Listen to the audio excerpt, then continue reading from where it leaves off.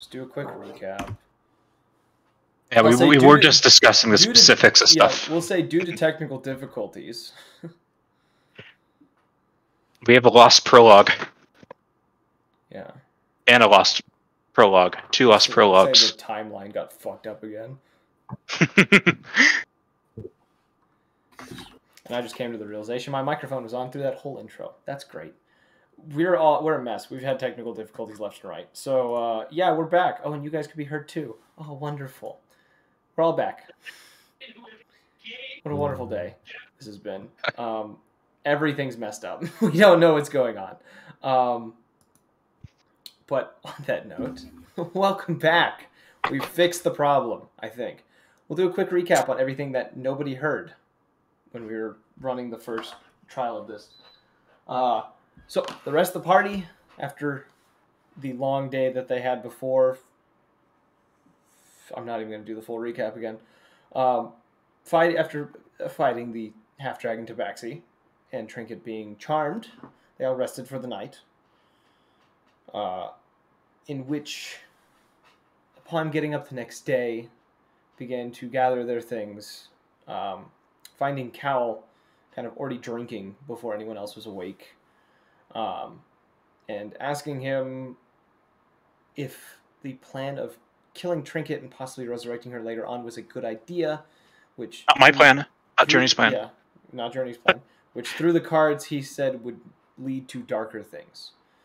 And upon that happening, they compiled a plan of using the spell Polymorph to travel towards the city of Strixhaven and bringing the charmed Trinket with them as they go. Upon doing this, Magnus took, while the others prepared themselves for the day, Magnus took the head of the knoll that had been rotting from the night before, removing its jaw and tossing the rest into the ocean. Now we continue. I apologize. Stuff just decided to stop working. That's pretty much what happened. All right, guys. Yeah. We're all back in the room. we've cleaned up. We've cleaned up as best we can. Probably could have done a better job. Do not care. But we have cleaned up. You are all in the room. You still hear the kind of muffled speech within the wardrobe, as well as a scratching noise, which seems to have increased a little bit since you were in here earlier. Not like that. I just want to I just want to take the time. Like, Magnus just goes over to the wardrobe, and he's kind of like trailing his hand up and down the wardrobe. He's like, I'm not even gonna pretend like Tyler's able to like read my mind and know what I'm thinking he's about to do. He's like, for real, just taking some time to kind of just guess the best he can Trinket's like head from the wardrobe, and he's just gonna take like a couple of minutes so he can be as accurate as possible. You broke up a little bit, but I'm assuming what you're saying is you are looking for the spot you think her head is, and you're going to try to strike her through the wardrobe. I'm not gonna try her. Full Jason Voorhees style, just like hand through the wardrobe around the neck. Roll a grapple check with disadvantage. Remember, don't break our friend. Yeah, the only reason I do this is because it's just... Okay, let's see here. That's a 19. Okay. Your hand punctures through this, and you do feel fur, not within your grasp, but along the side of your hand. Before you feel a terrible sensation in your arm as she casts inflict wounds on you and hits you for 16 points of necrotic as she digs her claw into your arm and pulses this necrotic energy into it.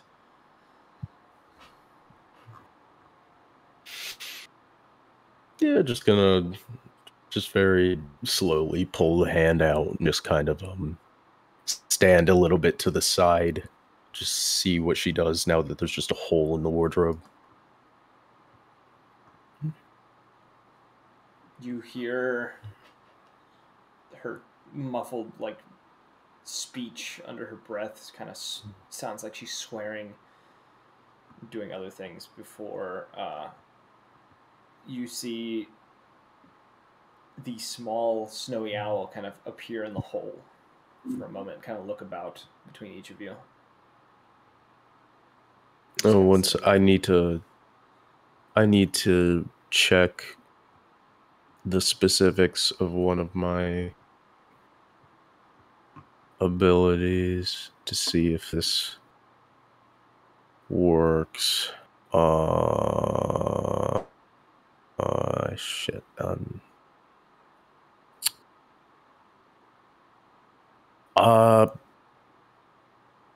Blind sight does not specify solid objects within its radius as stopping it. So would that mean that I'd be able to get a bead on Trinket within the wardrobe using my blind sight? I would say it's a bit fuzzy for you. You have an idea of where she's kind of huddled herself. Well, she is a bit fuzzy, so it makes sense. It's difficult to tell. Blind sight usually depends on... Yeah, then I'm just going to try again. Something moving about. She's not really moving. She's kind of sitting still in one spot. But, let's see. Well, I'm gonna give you a bardic inspiration just because. Yeah, she is muttering, but it seems to it's making it a little difficult to know exactly the spot she is. Yeah, just add a D8 to this next check. That? Yeah, D8. Cool. Yeah, I'm just gonna try the thing again because I'm either gonna make the hole bigger and then just do this in the less cool way. Look, don't drag this out, Magnus. Just get her. Crazy way. Yeah, no, I'm not trying to check this out.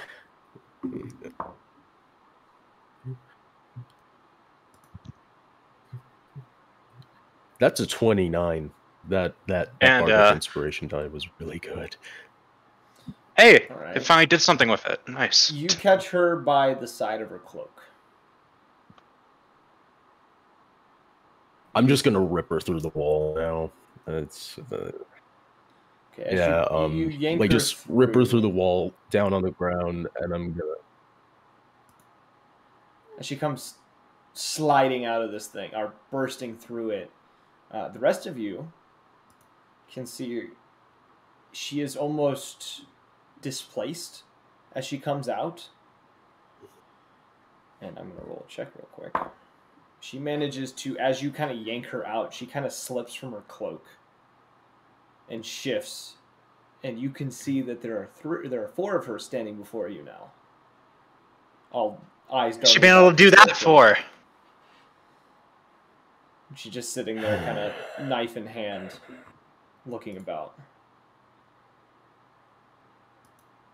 I thought we got rid of her weapons. You're right, she doesn't have a knife. Claws in hand. She has claws. Which like little knives.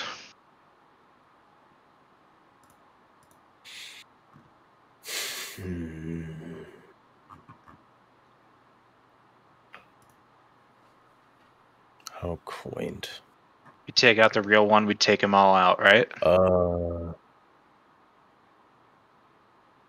Yeah. 1 sec. I'm just trying to see something. I mean, unless you have a bright idea, I'm just trying to read something right now. Oh, no bright ideas.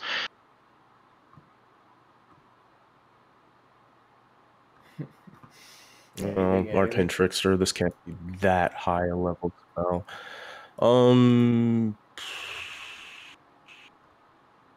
Tasha's Hideous Laughter, Wisdom Save, Trinket. What does it need to beat? What was on the thing? Wisdom 14. She barely passes that. Should we roll initiative? I'm gonna say no. She's gonna react as you react. This is gonna be an interesting situation because it's not exactly a combat situation, but there is reaction. We know which one is her, right? The real one. You cannot. When she looked displaced, the moment she hit the ground and kind of got up and shifted, it became extremely difficult to track which one was her. So there's just four. Okay. I'm going to use message to try finding the real one. Okay. So I'm gonna cast my voice into the mind of. You said she's split into 4. Yeah. Edge of the room. I'll do it on the one on the left. Okay. Gotta roll a check to see which one's her.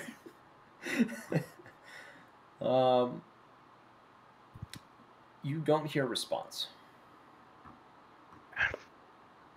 I'll point that one out to Max and say, I think that one's a fake. No, the mind seems empty. How close are they to each other? Within they're pretty much all taking up like a 10-foot space. How big's the wardrobe? About, it could probably almost hit a 10-foot space. Yeah, it's going towards that 10-foot space now. I want you to roll, I'll say athletics. And depending on that, then I'll have you roll an attack roll. Okay.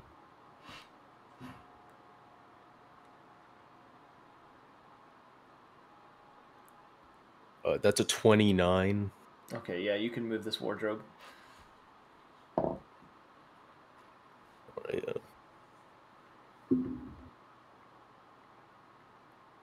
Let's see here.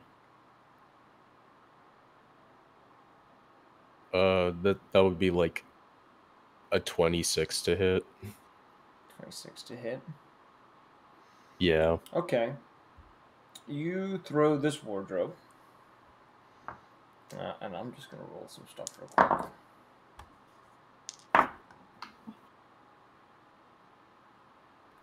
Okay.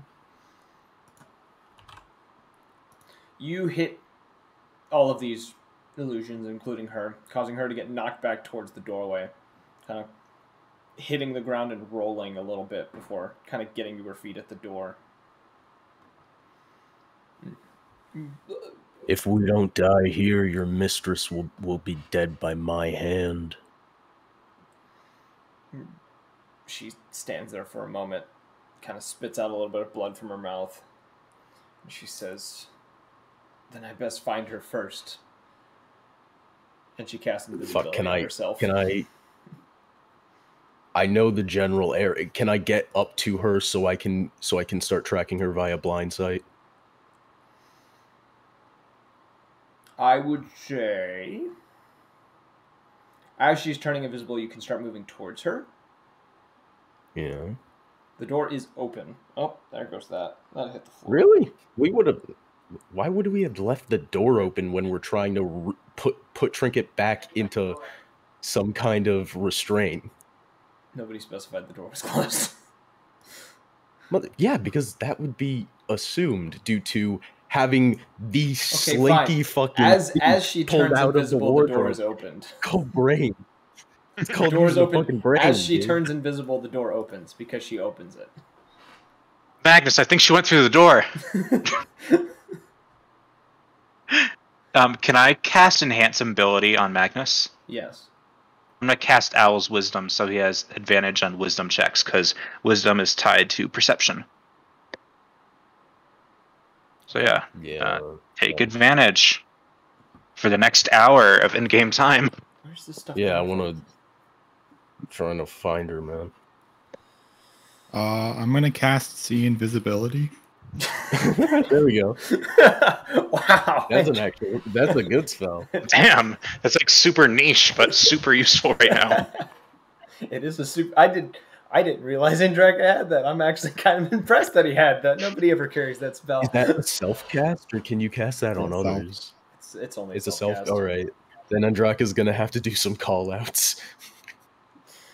Does Do I he? see her? You see her going out the door, and she is heading towards the main tavern area. I say that. I run out the door and follow her. Yeah, I'm just gonna follow Andraka's direction because I just need to catch her. Just gonna follow Magnus. Once I get out there, I'm gonna cast Vortex Warp on her. Okay, what does she have to roll for that? Con DC 15. Oh. Yeah, that's a fail. She failed that one. I'm gonna teleport her right in front of Magnus, and say that What's the damage? Yeah, I mean, it's no damage. She just teleports. Oh, I thought it was is she a damage within thing. 10? Is she within 10 feet of me? He would have dropped her Sure. within. He would have dropped her in front of you. Yeah, so that would be within 10 feet. So, like, thanks for the call out. And also, I'd have an exact beat on her as well. I'm gonna fucking grapple her. All right, roll an athletics check.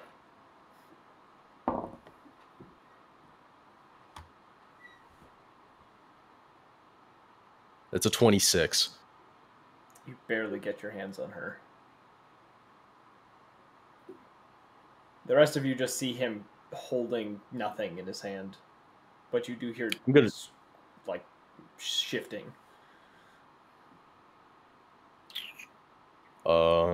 Back in the room. Let's see here. I want to do this as fast as possible. You know what? I'm gonna choke her out again. I don't know. This fucking slippery motherfucker. The only way to keep her in the same place is to knock her out. She is that. You are correct. All right. She is going to attempt to get away, so another athletics check. Going through my dice here. What the hell? How did you get in this pile? There's an imposter amongst my d20s. What the hell was this? That's another 27. Okay, What's yeah, the you last keep one? a grip on her. Roll check real quick. She does hold the invisibility, so she is still invisible as you're trying to choke her out. She's going to make a second attempt.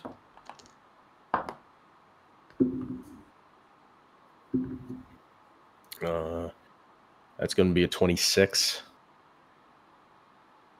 Yep, and she does not get out. I'm going to make one more save. Her invisibility drops, and you see her eyes kind of wide as she's like gasping for air as best she can. I'm going to roll another check real quick. That's another fail. Cool. And she does pass out. Kind of falling. All right. limp. Now, Tyler, how do you work out taking 20s? Like using time to make up for the quality of a roll? It depends on what the roll is. Yeah, because I want to make a sleight of hand check to tie her down the best I can with rope, but like if she's knocked out, like if you're too well, taking the time to do it, like taking like 5 to 10 minutes to like get it right, it would be a harder check for her to get out. yeah. So like, yeah, if I take the time to do it and I make a roll, will it just add on to it?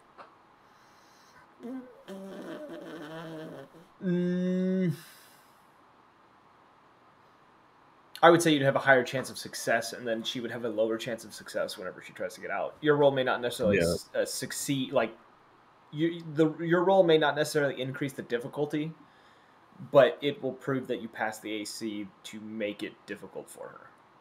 That makes sense. Then I just want to like, because I still want to roll for it, but I would like to like take the time to make it better. Okay. Let's see here. She is still That's gonna scripted for be- weapons. I need to remove those. That's just a modified 20. Modified 20. All right, yeah, that passes. You do tie her up quite tightly. trying to. I really want to just lash her on my back like a fucking sword. Oh man, almost a hog tie. Almost a hog tie. All right, yeah. So you successfully tie her up in a way that you can kind of strap her along your back. And as you do so, Cal kind of leaves the room and goes to the front of the tavern to kind of prepare himself for the trek. Leo kind of not saying all that much this morning, but does make a few remarks along the way, and heads out after Cal. Errol kind of staying by your guys' side, kind of just watching. So whatever entity's controlling her mind does it kind of like is it removed from her like when she's knocked out and like return when she reawakens, or is it kind of trapped within her? I can neither confirm nor deny anything about that. Okay. Journey herself would have no idea. Okay. It just Magnus is just like, let's just go already. The rope's not gonna last long. All right, so you all head outside. Cal kind of sitting there, kind of flipping his coin in front of him as he's kind of waiting, kind of looking off into the distance before kind of turning towards all of you as you come out and just says, I assume we're ready to go? Yes. All right. He turns to Journey and says, shall we? Kind of, you see him pull out this kind of caterpillar cocoon. He kind of waves it in front of himself before polymorphing into a giant eagle. I will attempt to do the same. Okay. And I cast polymorph on myself for the first time. Yeah, and you become this giant eagle, slightly staggered a little bit, kind of not used to having a larger form, big wings, and bird legs. Do they have verbal communication? You and Cal can talk. The rest of the party can't understand you. Can they still understand us? They can understand you. Yeah, Magnus is just gonna get on Cal and just make sure we're high up enough that anyone who falls would die. If she wakes up, she'll have the threat of death to worry about. I'll just look over like at Magnus, like, what the fuck? But obviously, I can't say that. He produces this kind of. Do eagles coo? kind of like a half, not screech, but like a half. Caw? Yeah, caw, half caw. That's the word I'm looking for. He produces a half caw, and a slight nod as he offers a claw towards Leo. Yeah, sure. He rides with us. Leo kind of. I really don't know how to control my body too well, so I just kind of like lay down, just kind of like obviously indicating like just climb up on me, like a. I don't really have too much like fine motor control right now. Errol kind of casually kind of glides up onto your back, kind of gestures for Andraka to join him. Mm-hmm. Hope Andraka has like some blankets or something to keep warm. He has cold resistance now. Oh, he does? That's awesome. He got it through his god. There is a means of getting it. Alright, so after everyone kind of gets assembled, Cal produces a screech and quickly lifts off into the air, kind of glancing back towards you as he kind of ascends upwards. I will silently attempt to reproduce the action that I just witnessed. It's a little shaky at first, I will say. It's an awkward motion at first, but you do quickly begin to kind of understand how to maneuver, and you do end up joining him in the air, not too long after this begins, and you all begin to travel westward towards your place of Strixhaven. That's the one. My insides were fighting me for a second. I apologize. Someone roll a d8 for me. I'll roll a d8.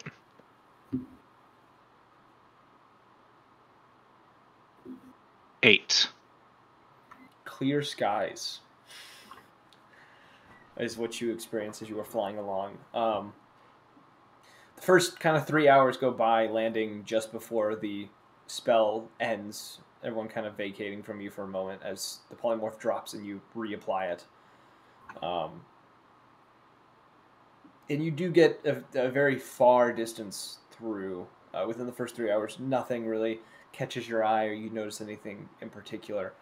Around the fourth hour, as you... a fourth spell slot then? Yeah, your fourth spell slot. As you repolymorph and kind of take to the air. Not too long after kind of going back up, I would say... Magnus would definitely notice this. As you guys are flying over, Magnus, you notice a cloaked man kind of moving along one of the mountainsides, kind of near, kind of a few miles away from Strixhaven, as you guys kind of get close. The man himself, you don't necessarily identify any race that he is. You do notice from where you are, he appears to have two birds with him. One looking to be of pure white, the other of pure black. And as you see this man kind of moving along, you do notice as well that he is dressed kind of strangely for the area. The backpack on his back seems to almost be mechanical in some way. And it almost looks like he is carrying something fairly shiny in one hand. It seems to be glaring off light, which would actually catch your eye journey a little bit as you kind of see this like kind of glare coming off from somewhere below.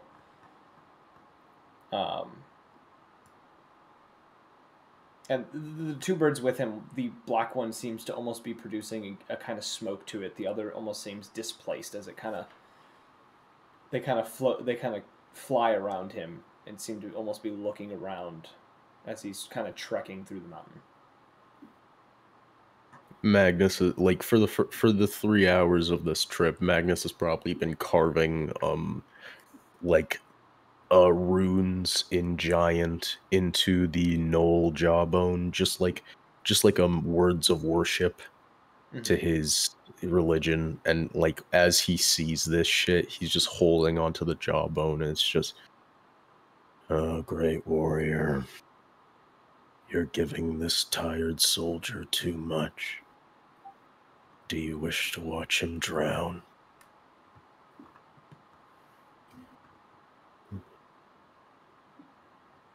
Cal kind of glances back towards you a little bit. Kind of, as much as an eagle can show the expression, seeming a bit confused. Before continuing to look forward. And as you guys kind of fly overhead of this individual, you do notice he kind of glances up in your direction. Seeming to, as he kind of looks up, you notice this kind of dark, almost purplish black skin. And a pair of what look to be goggles of sorts that seem to be glaring the light off as they kind of look up in your direction. Before producing a whistle that is barely audible to you guys from your height as the birds return to him and land on his shoulders and he keeps walking.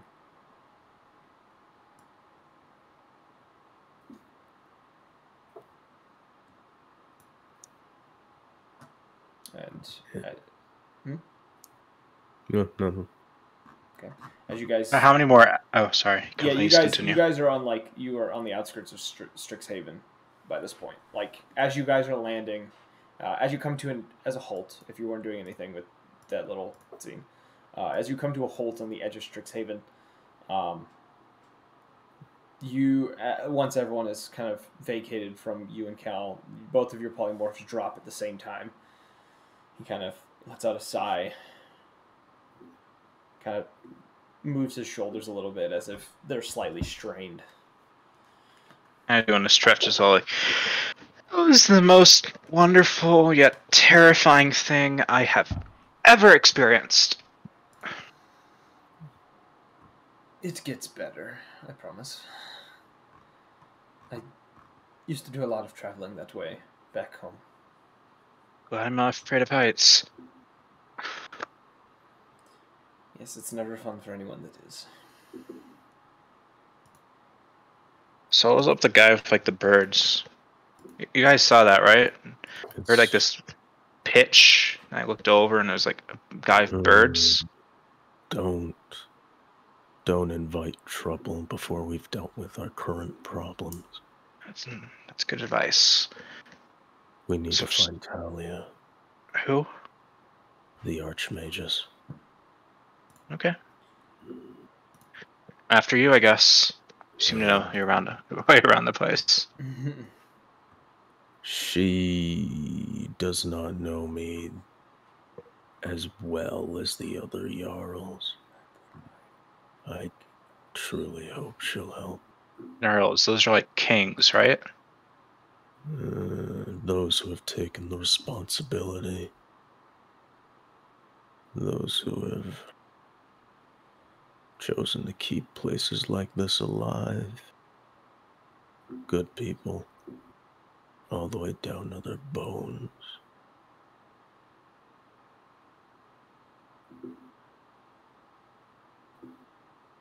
Okay.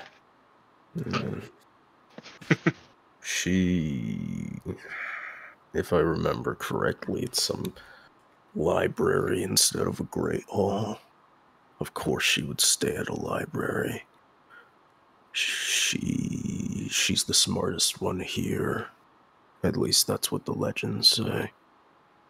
And I'm going to assume that's why we're here. Yes. Well, yeah, Magnus is just gonna go to find the Archmages. Well, no time like the present, and I'll just follow in earnest. You said Talia, right? Yes. I'm making sure I'm looking at the right person in my notes. All right. So, Magnus, having been here before, you lead the way to finding the keep in which she has established for herself. This kind of large... on the outside, it almost resembles like a cathedral of sorts.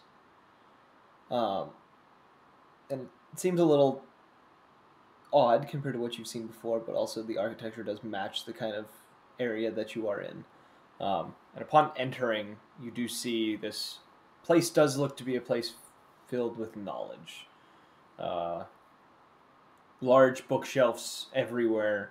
It appears in the center space there looks to be kind of this circular area for various types of rituals and other types of magic look to be done in this kind of central area, kind of far enough away from any of the shelves to not inflict any kind of damage if something does go wrong. And within the space, you do see there's a female Goliath kind of standing along a table near the back, kind of messing with a variety of items.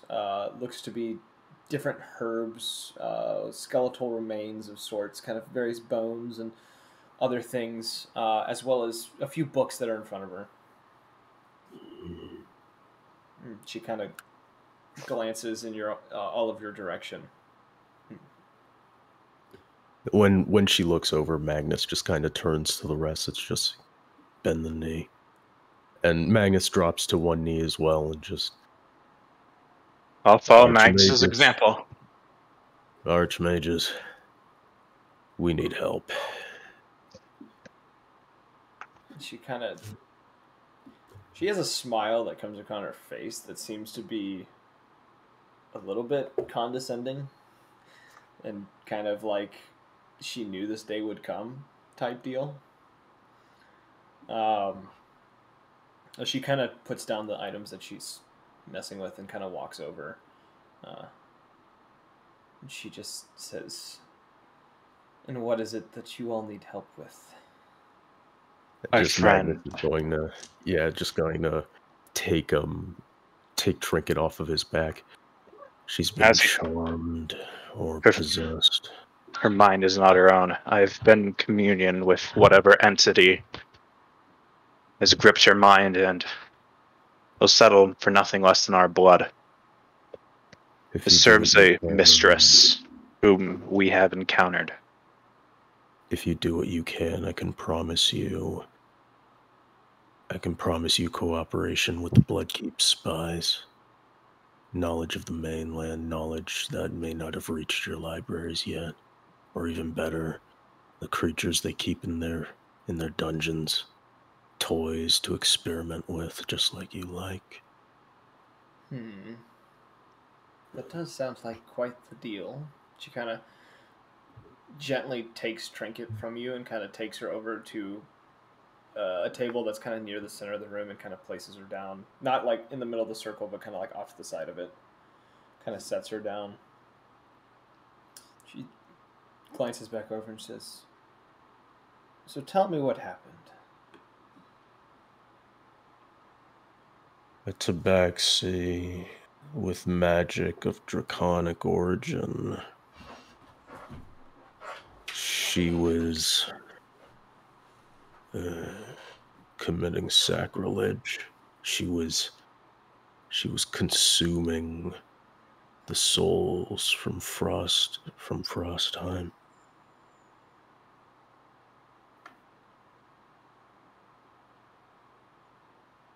I killed one of her thralls, and when attempting to hunt her down, she was able to enthrall this one. We do not know what it is. You're not the first to tell me of this one. You probably will not be the last. You watch as she kind of pulls out a dagger from her pocket and she cuts the bonds she removes the bonds before she didn't cut them. She removes the bonds quickly and then begins to kind of pull from under the table these shackles that seem to have been latched onto it and kind of wrapping them around Trinket's arms and legs, kind of tossing the rope to the side. A whispered Magnus. Those chains look a bit more secure. Yes. Perhaps she can get this done. Did you learn anything about this dragon tabaxi? She was not exactly talkative, especially after tasting steel. She was a powerful mage, a lot of magic, something that could break the mind. A scream that crushed the minds within our heads. That was the worst of it. Other than her thralls, she had another one, an orc. He had some kind of magic as well. Based with my conversation with whatever's controlling our friend, I do not think she is directly controlling the mind of those she controls. It seems whatever entity is within her refers to her deferentially as a mistress, if I recall. I think the voice that you probably heard, and you watch as she takes the tip of the dagger and gently cuts into Trinket, kind of along her chest at first. Kind of cringe at the sight of that. She Yeah, says, Magnus just puts a hand on Journey's shoulder. She says, the voice you heard was, if I'm correct, was most definitely her voice. Her mind, though, muddled with a fascination for this dragon tabaxi that enthralled it. And you watch as she says that, she kind of leans towards Trinket for a moment. You hear her whisper something as Trinket, before Trinket's eyes kind of shoot wide. Both of them kind of still hazed over like they've been. She begins to struggle in her bonds. Roll check. Still a fail.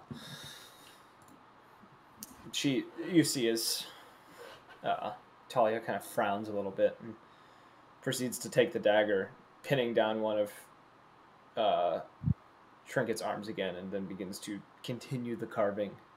Trinket begins to shout and scream and mostly a rage, but a little bit of agony from what is happening. There is much that muddies the cloud of her mind, Talia. If you find it easy enough, maybe you can alleviate some of the weight upon her shoulders as well.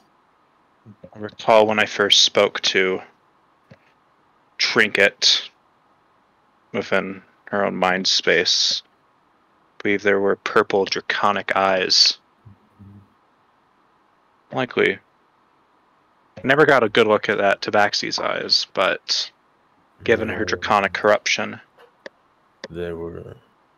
wager they were probably hers. That would most likely be her trying to gaze into you. This draconic tabaxi. As she carves in through Trinket's other arm.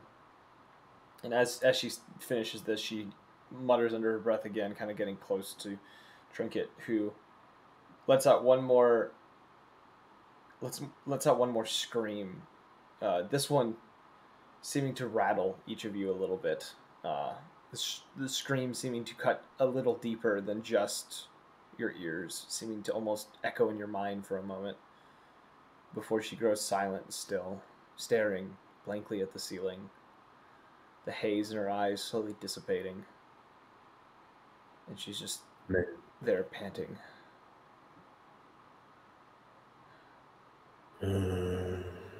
Siege over.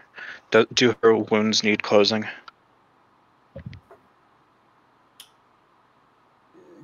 Give them a moment. She kind of walks away, kind of towards the back. She says, I'll need them for the next part.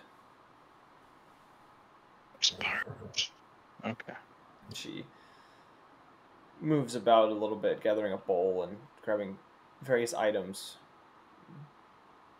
Comes back. You can see, like, within the bowl seems to be some sort of powder of sorts. She begins to mutter under her breath again as she begins sprinkling this powder over where the wounds are. And Trinket, seeming unfazed by this, kind of just continues staring blankly at the ceiling. And as the powder hits the wounds, there's a slight, almost blackish glow to them for a moment as the symbols seem to slowly vanish, leaving no trace behind from any of the carving that had been done. And then you hear Talia kind of lean down towards Trinket's head, and you just hear her mutter the words, "Forget the troubles." And then she turns away from Trinket as you watch for a moment. Trinket's eyes kind of wide out for a moment and then go back to normal. She kind of blinks a few times and looks about. Kind of looks at the chains, a little confused, and looks to all of you. But doesn't really say anything, just kind of sits there and lost in her own confusion. What is the end result, Talia? The charm is gone. And I've taken away a bit of the issues she was having internally. Write a list of requisitions from the Blood Cape. I'll deliver it myself. Does she look any younger? At first, it doesn't seem like it, but as she's kind of like sitting there, some of the color in her fur does seem to come back to her face. She still looks as old as she did after the situation happened, but some of the white fur begins to yellow again and kind of become that tabby color once more. I'll approach her. Write down your request of the Blood Keep, Talia. I'll take it to them myself. Of course. And she kind of walks over to that table and she pulls out a small scroll that seems to have already been written.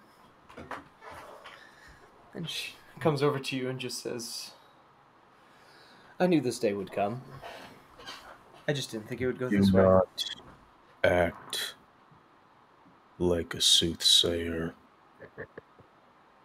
You know my parentage. Petty tricks like that don't work on me. She frowns and she says, it was simple intuition. But Yeah. As it should be. she kind of hands you the scroll and she just says, some of them already know exactly what I'm wanting, but well, there's some new things there. Just bring it to them. And they'll get it done. Am I good to pop her restraints? Yes. And Journey will do just that. Okay. So you slowly undo the bondage that's on Trinket, who doesn't exactly move too much as you're doing it, kind of rubbing her wrist after the cuffs are off and kind of just sitting up and in her head seeming to try to recap everything that's happened. I think she's kind of like still in the draw right now. I'll just go and hug her, kind of like pulling her up a little bit. She kind of takes a moment to hug back, still a bit in shock. As the others kind of look around, you see that Cal is kind of almost perusing a little bit nearby books. He's not touching anything, but he seems to be kind of reading the spines of many of the books in this room. I think Savanoff, you're all right. He says, yeah. What happened? 2 arrows in my back. Her eyes Yeah, you did. hit you, kind of showing fear in them a little bit as she kind of looks over towards you, Magnus. You might have, tried to kill us for a while, but it's not your fault. You were possessed by that draconic tabaxi lady we ran into outside of Frostheim. Brought you here to Strixhaven. This nice lady here cleared it all up. Also, some of the colors returned to your fur, so that's a plus, right? She kind of. Honestly, I have no idea what kind of hell you've been going through over the past few days, but I'm just so glad you're back and you're physically okay. I don't remember anything. All I remember was her eyes, and then I was here. Her eyes, I knew them too. I spoke to her through your mind. This is... You shouldn't have come with us.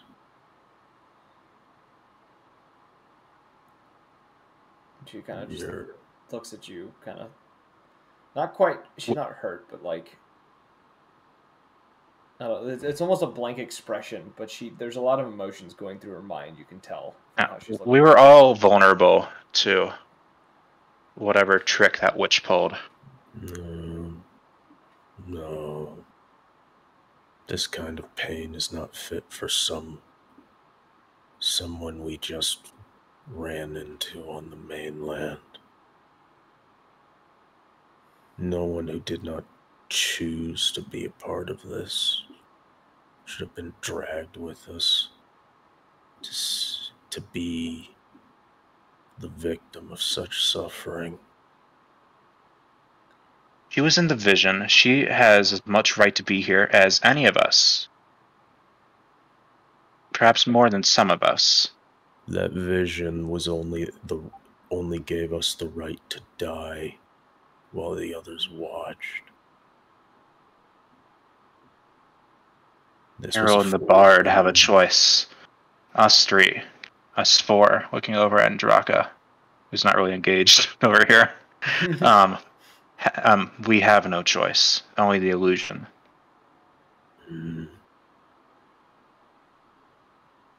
Mainlanders. You all shouldn't be able to survive this much. Stubborn. Lucky you, Trinket. You're like me now. Back from all the pain. Just like anyone else from the homeland.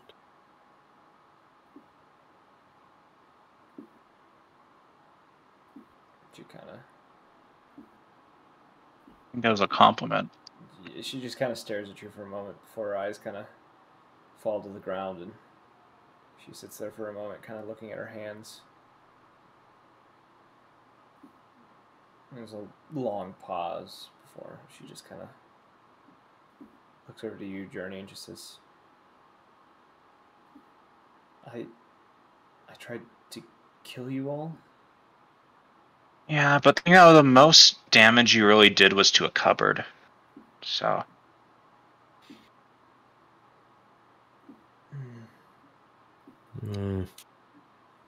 I always expect people to kill me, so it's not. I mean, sure, you put a few arrows of Magnus's back, but you know, I'm sure that in some twisted way that makes him respect you more. I don't know. There was a chance So I wouldn't get home.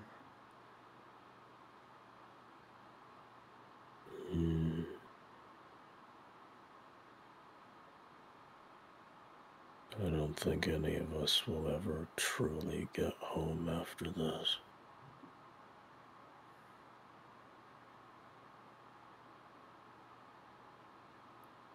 There's just I don't feel optimistic enough to say that wherever this journey leads, we'll live past it. Oh, yeah, Frank, it's showing a little naked right now. It's because we had to disarm you, so you didn't, you know, do like motions of her hands, like a stabbing motion repeatedly. So, you know, if you're feeling good, we can give you your stuff back. She kind of gives you a very slow nod, looks back at her hands again, almost contemplating the idea of trying to kill you. Kind of slowly slides off the table, kind of starts walking kind of off to the side a little bit, still staring at her hands.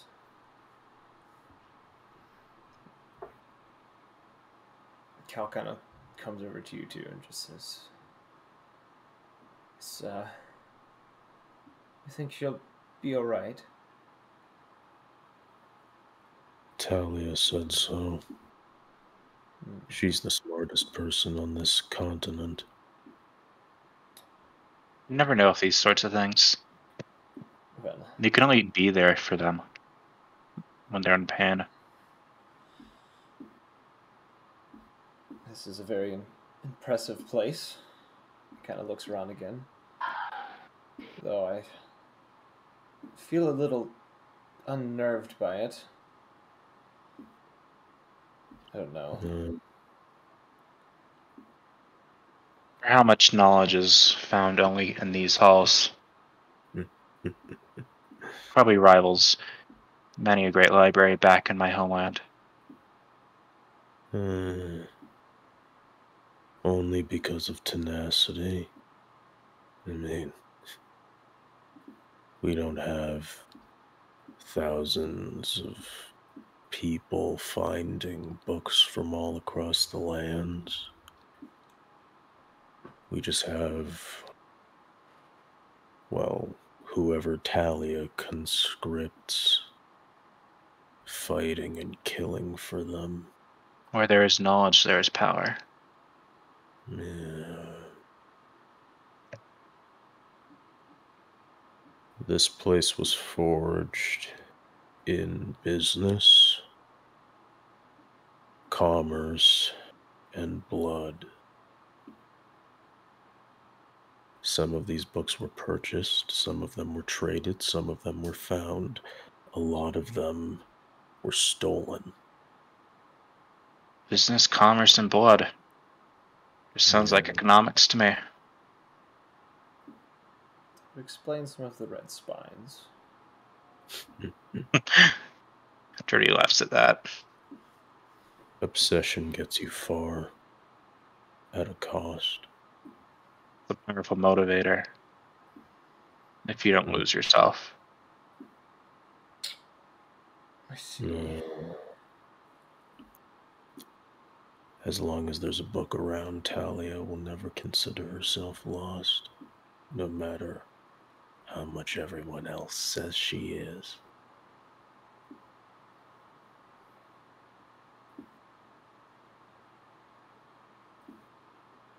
Well, what now? Do we want to continue pursuing this witch? We know what we're up against. And I'm not sure we currently have the strength to overcome it. We need... I don't even know what we need. But with all that's happening around here, I'm hating the idea of leaving my homeland more and more. With so much to do. So many problems. She relies on psionics, yes? Not even just her. One of the ones who dealt with the dragon. The beast that lives there, the beast is only a problem if it chooses to be with those who tried to deal with it. They're not from here. Interlopers. They're perhaps threats to my home just as well. Journey. Zip. Do you know, by chance, how to scry? Do you know the spell, the scrying spell? I'm afraid I'm afraid I'm unfamiliar with that spell. What does it do? Well, it would allow you to look in on individuals who, well, you've met or seen. And it allows you to see where they are currently, with some details missing, of course. Fortunately not. I have access to a limited form of telepathy, but not the effect that you described, no.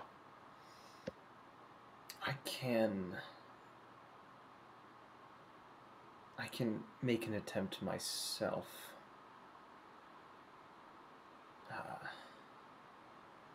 If, of course, you'd like.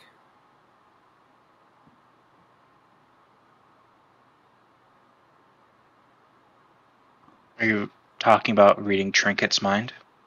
No, scrying upon the tabaxi. The tabaxi. Seeing Makes where sense. they could be within the world at the moment. Thought you were gonna try to reach upon some kind of mental link she might have connected with Trinket. Well, I guess I don't understand the specifics of scrying, so now let's hunt this woman down, make her pay. A mage of that caliber, she'll know that you're looking in on her. Or she'll know. I want her to be watching her back every second from now on. We broke her spell, and now I want her to fear that we're coming to break her. There are too many problems, too many things. A war, a mage, my own mother. Well, as long as we can leave this place making it a little bit better, I think it would all have been worth it. War, a mage, a dragon, and the Magnus family being ripped from this land. Grimcock. I'm drowning.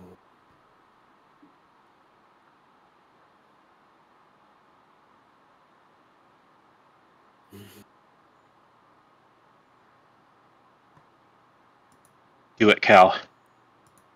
He kind of gives you a nod and kind of positions himself in the middle of that circle in the middle of the room and lets out a sigh, setting his. And you see him pull out from his bag a small silver mirror that he kind of places on the ground before him.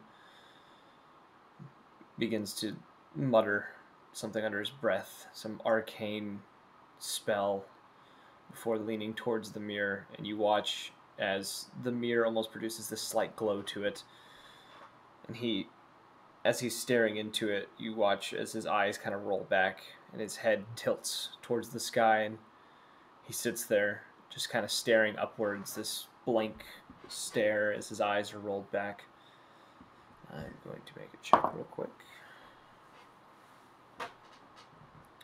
A few moments pass before he lets out this kind of gasp, his eyes kind of rolling forward again. He just sits up, kind of blinks a few times and looks towards you and says, "It seems I was blocked out,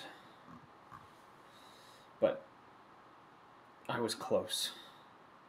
Journey clenches a fist at this bad news, but then kind of makes herself relax her hand. I can try again After some tomorrow. It's just I'm out of. Currently, I don't have many spell slots left. I've used quite a bit today. It's kind of a go laugh, like, same here. Thank you for trying. It's the least I can do. Kind of gives you a nod and kind of gets to his feet. Kind of looks between all of you and just says, "So, where is it we'll be heading now?" Who here wishes to find the best hardware that can be created on this continent? Sounds like a pretty good selling point, you know?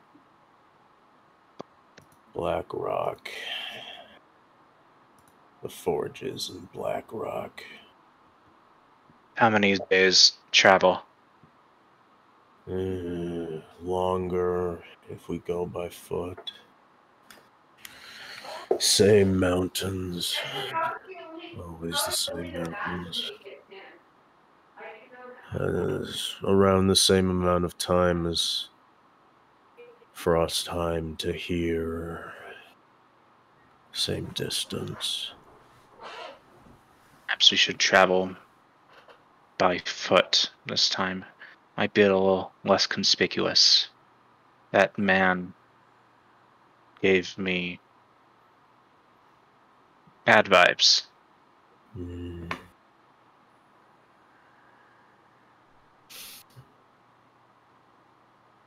We are drowning. Yes. By foot. Through the mountains.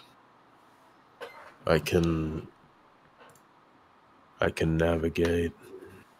Possibly cut down the time. We'll find somewhere to stay the night.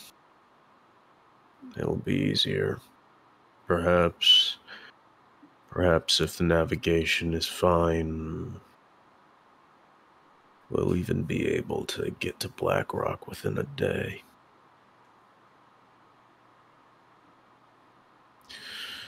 Alright. Let's find somewhere to stay. Okay. You all kind of regroup, gathering everyone together, kind of head out of this large cathedral-like building and go about trying to find a... You're looking for a tavern, correct, for the night? Yeah. Okay. And as you guys kind of make your way from this, what's your passive perception? 17. All of us? Yeah, I want to know everyone's passive. My passive is 13. 10. 10. Well, this individual is not trying to hide himself in any kind of way. You do notice as you guys are kind of moving along, down one of the other roads, you see the tavern off to your left, kind of few people out in front of it, speaking with one another. You do see off to the right, down a different road, you do see the cloaked figure you'd seen in the mountains before, kind of walking about, the two birds on his shoulder, which are now that you are closer to him than you were before, you're noticing it is a pair of ravens, one that is pure white and one that is pure black. I'm just gonna whisper, bad vibes.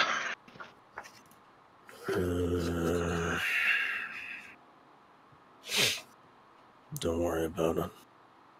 Just don't. As long as they're not a problem, we won't have to worry about them. Okay.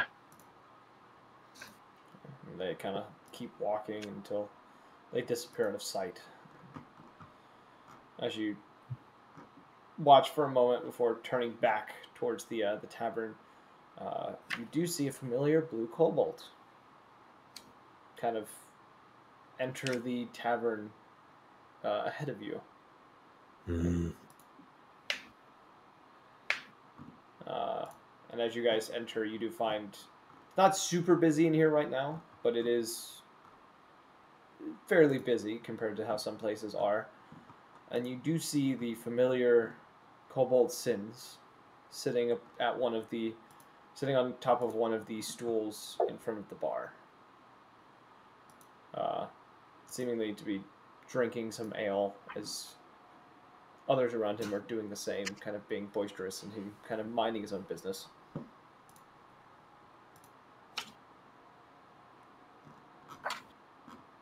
Yeah, Magnus is just gonna go and pay for a room for the night. Okay. You kind of get the room, 5 silver pieces, normal fee. I'm gonna perform for room and board tonight. You're going to perform. I just... Yeah, Okay. I just... Journey's just kind of distraught right now, and she needs to kind of like do something that'll make her feel happier. So she wants to perform. Kind of sensing this. You have a lyre, right? Or do you have a lute? I'm trying to remember which is which. I have proficiency in lute and lyre, but I use a lute. Okay, so Cal, kind of realizing the state of yours, it offers to play with you, playing his lyre that he has. Kind of feeling that a bit of performance might be good for the both of you. Sounds good to me. If you want to roll a performance check just to see how well you do. Cal rolled a natural 20. Cal's going to play the best liar of his life. I have a 22. That is perfect. So you two, 13 plus 9. you two begin to play, kind of catching the attention of a lot of people within the tavern. Cal actually getting into the point of while you were on the stage, beginning to sing a little bit. What languages do you speak again, Journey? I speak Common and Infernal. Okay, so you wouldn't understand him, though you would be able to recognize the language as Celestial that he is singing in. As when he sings these words, they almost seem to have. It's strange. They almost seem to have layers to them, and almost have a divine sense to them as he sings these words. Magnus, you, I assume, just head off to bed. Yep. So Magnus goes off to bed. Errol joins. It kind of follows after you.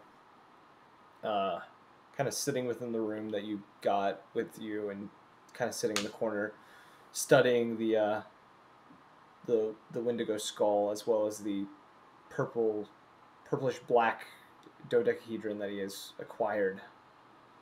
Kind of messing with it and unsure of how it works.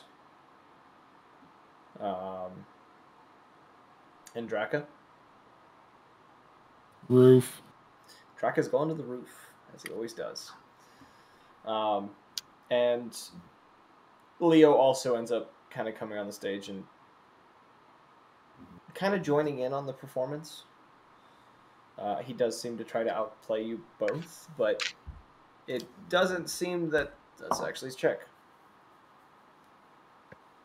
He plays as well as the two of you do. He's not outperforming anyone, but he is playing with you guys. As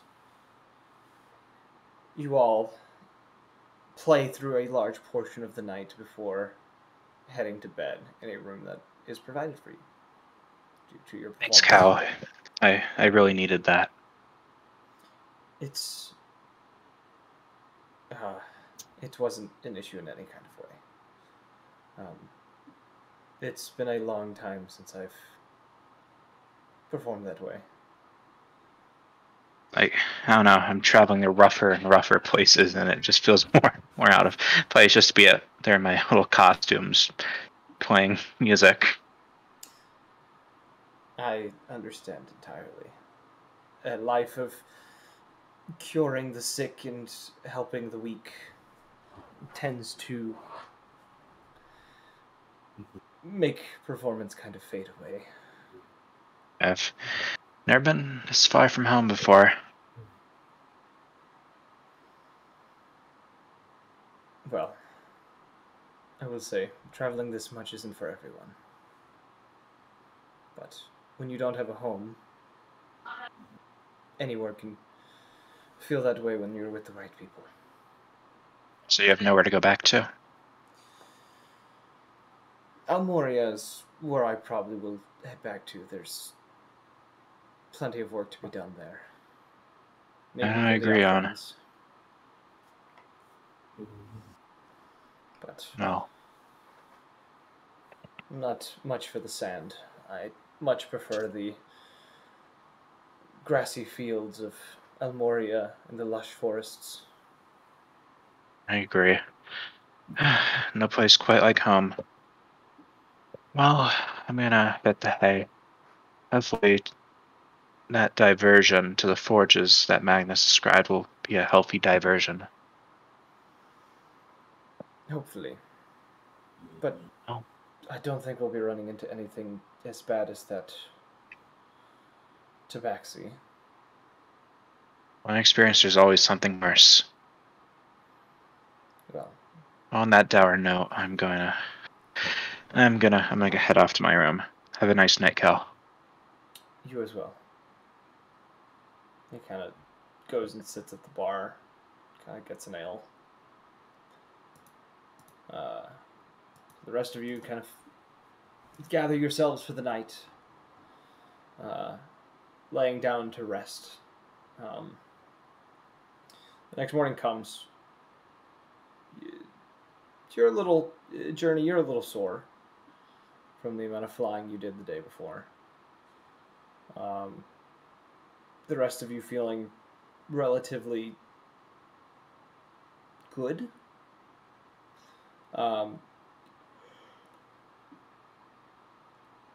Trinket was up before you, Journey, in this morning. Kind of, you find her sitting on the edge of her bed, kind of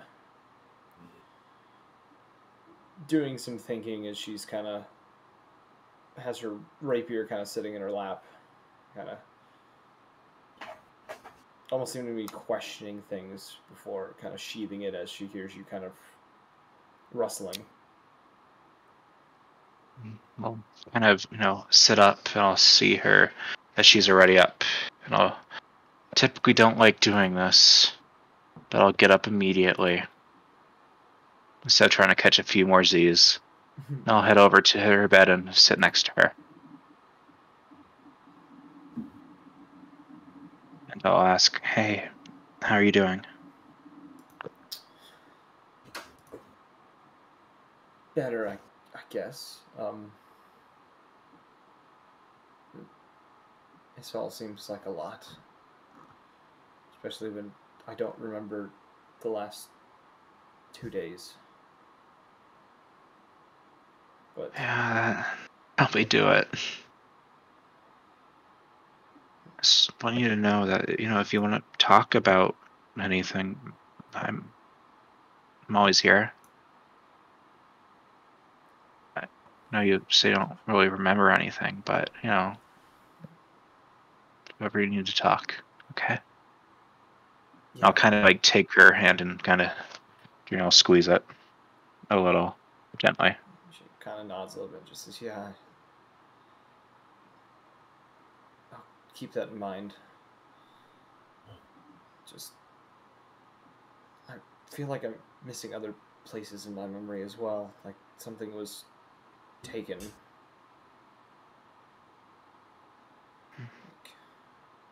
But Perhaps it was that tabaxi. Maybe. Might ask Talia about it. She seems knowledgeable. Do you think she has something to do with the gaps? Like, I don't remember Maybe. what happened on the boat when we were coming here. No, you mean the business where you were possessed? She said she removed, some kind of source of internal strife that predated the incident outside of Frostheim. Perhaps that's what she was referring to. After all, you seem to have regained some of your color that you lost on our journey over to this island. She nods and says, maybe it's best I don't remember these gaps then.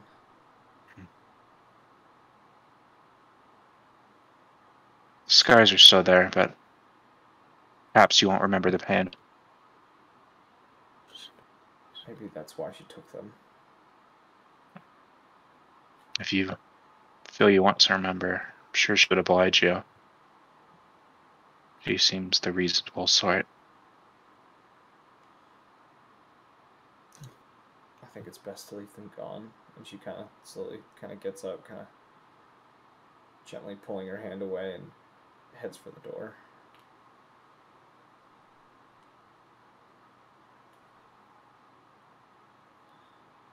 I polymorphed for the first time yesterday to help get us here. She pauses at the door and kind of glances back. It's an interesting experience. My first time actually, transforming myself, but also my first time flying. It's beautiful. Seeing everything from so far up, you don't see the ugliness that goes on down here. I only have an idea of what's that like because of, well, him. And she kind of, as she says that, she kind of holds a hand up, and the small snow owl appears in her hand. Never asked, what is your familiar's name? Never really thought of a name for him. Just. I thought I asked because that bard picked up, doing air quotes and everything. He was coming up with a bunch of names that, while your familiar didn't seem to quite approve of, implying it has a preference. Maybe we'll come up with something. We just Maybe never I had a like that. reason to name him before.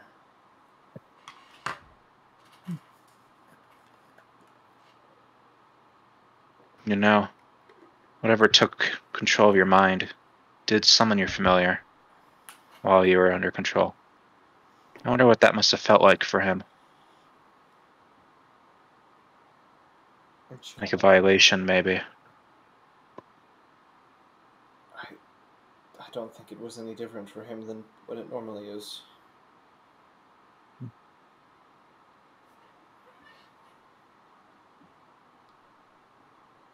Oh. I'm gonna go see if I can find Magnus. She nods and kind of pushes through the door ahead of you, kind of holding it for you as you come out. Thank you. Magnus.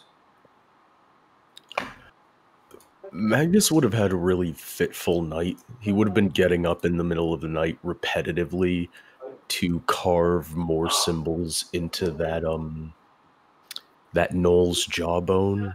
Mm-hmm. Except it would be symbols pertaining to the demon Yagnu, which is a demon of like cannibalism and gluttony and perpetual hunger. And when Journey looks for Magnus, he'd probably still just be meditating with this jawbone just in the middle of this completely trashed room, and he'd just be muttering to himself, just like praying to the demon Yagnu. Okay. So, Journey, you do come to Magnus's room, hearing muttering on the other side. Hey, big guy, you awake? Kind of looking at the trash room and stepping over the wreckage. Yeah. I got enough sleep. Looks like you didn't show the room any mercy. You do see Errol in the kind of the back corner of the room, just sitting there with the Wendigo skull. Magnus. His fascination with that relic worries me. He's more like the people of these lands than he lets on. Well, Trink and I are up. It seems that your friend stripped her of some of her memories. Yeah. Specifically relating to the incident aboard the boat on the way over here. Yeah. I'm going to surmise that's why some of the color in her fur returned. Pain is forever within a memory, but there's no memory, there's no pain. As a story, you don't feel it anymore. She still seems somewhat shaken from the events of the past few days. I'd maybe try comforting her, talking to her. You do that. No, she really better at that. No, I'm just chatty. I use it to cover my insecurities. She really does like you, Magnus. You guys keep talking. I'll be right back. You know, jealous of it. my own way, but the connection you two have. But she really does like you, and I think she'd really appreciate it if you talk to her. They have a fascination, as is anyone who doesn't understand my other Who has a fascination? trinket. You It think doesn't have to be a like or anything positive as long as she deemed me interesting. you think she sees you as exotic? I think she finds me interesting enough not to run every time I scare her. It's a bit cynical way to look at it. All I know is she needs us right now. Journey, she needs you. I can only do so much. The pain that she is suffering is only something you can help her with. I can wrap wounds, I can set bones, but you do not have a madman treat the patients in a madhouse.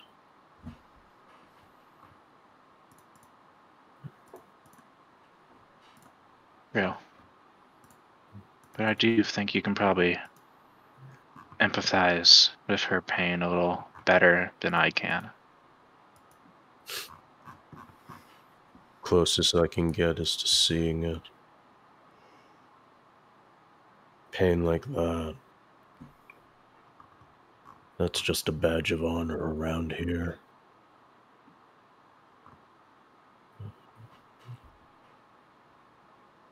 Calluses.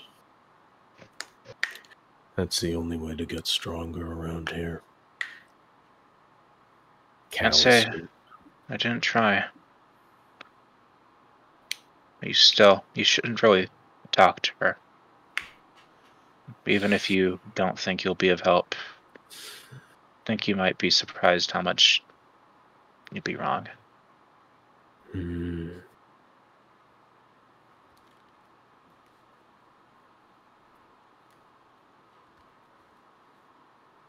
I need to kill a beast with horns.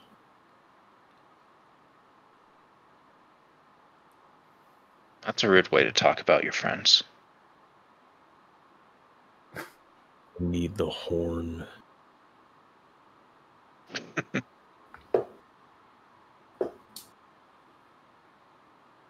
I'll leave you to it, Magnus. Yeah. We'll leave soon. Unless you need... unless you wish to look for anything magical. This is the only place to do it. Oh, magic. Actually. Yeah, You have any good Fletchers out here? let's see if we find one. I want to see what I can purchase as well. Sounds good to me. I can always use the distraction right now. Want me to round up the others? Yes. Yeah, we need them. Okay, so you all head out into the main part of the tavern. Cal's already out there. You see him sitting at one of the tables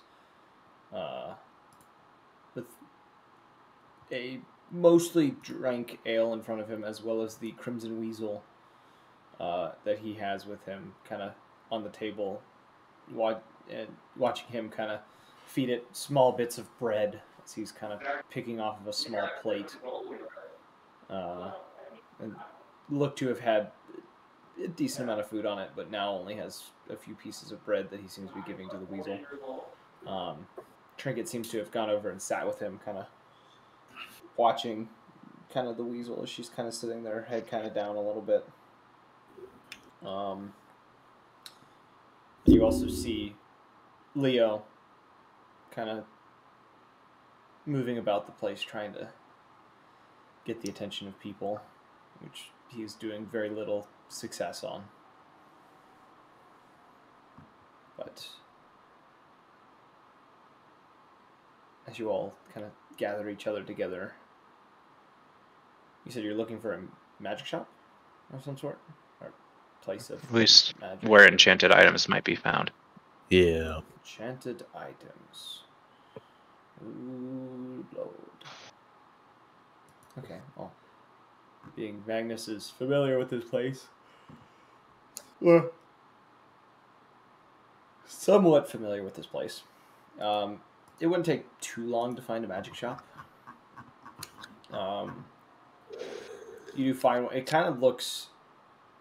It's kind of an older stone building. Various carvings kind of made along the stone, along the windows and the door frame. A large rune sitting upon the door itself.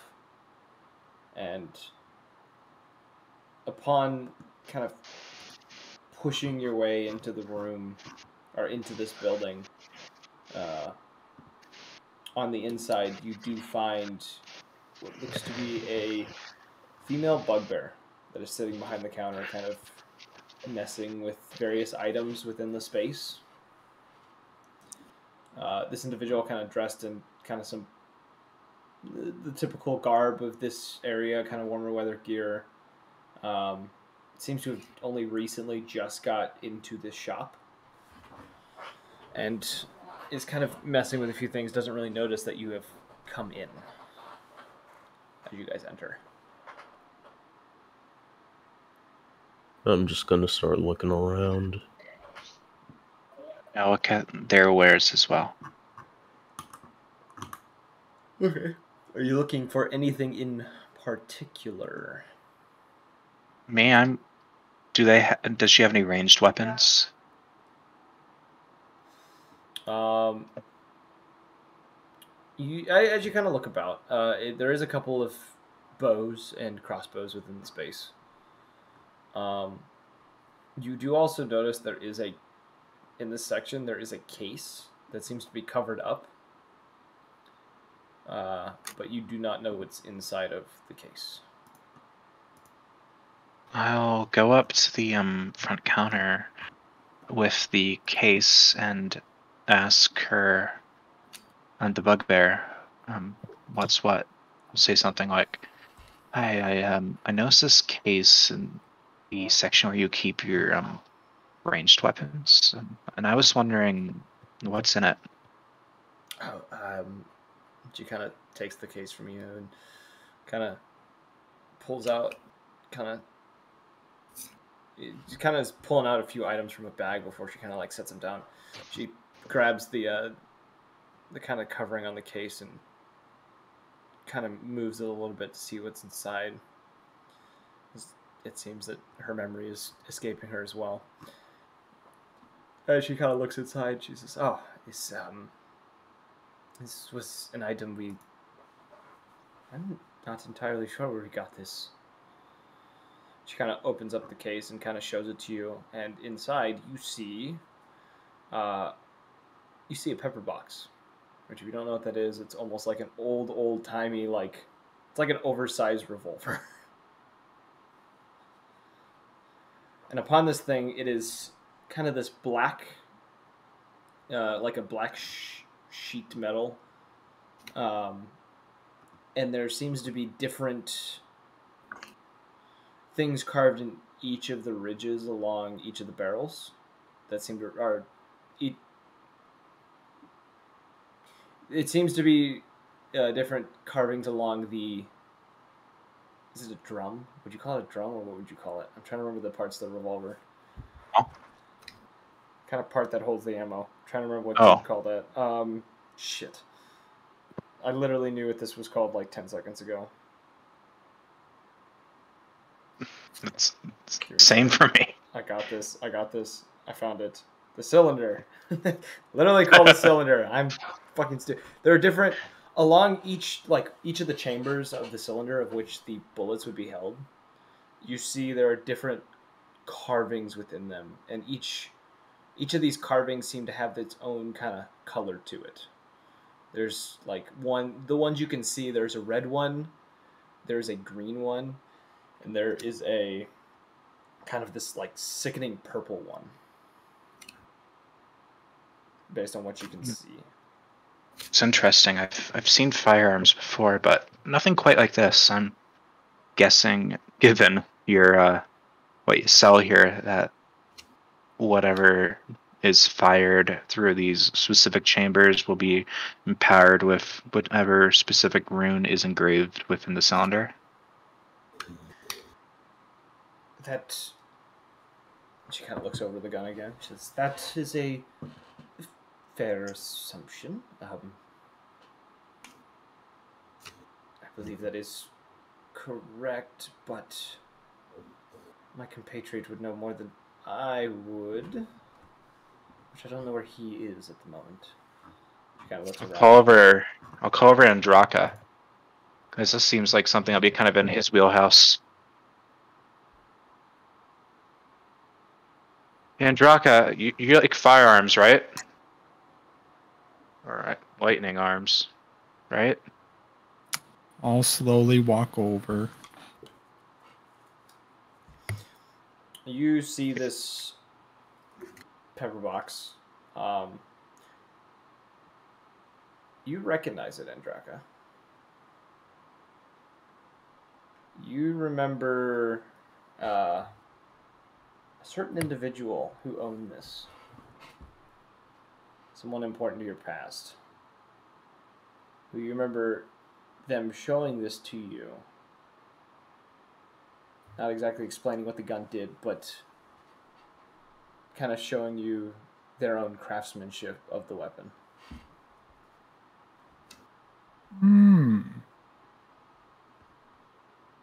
Interesting. Over Andraka, like, and look at the bugbear. I think that's the most emotion I've ever seen anything elicit him.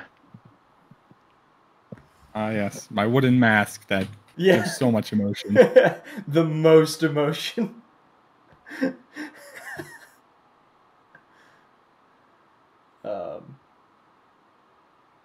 But yes, that is what you kind of get from this.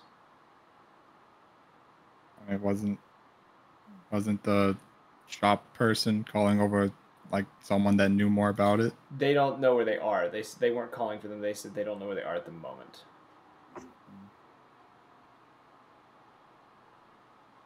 Well, I'm going to continue to browse.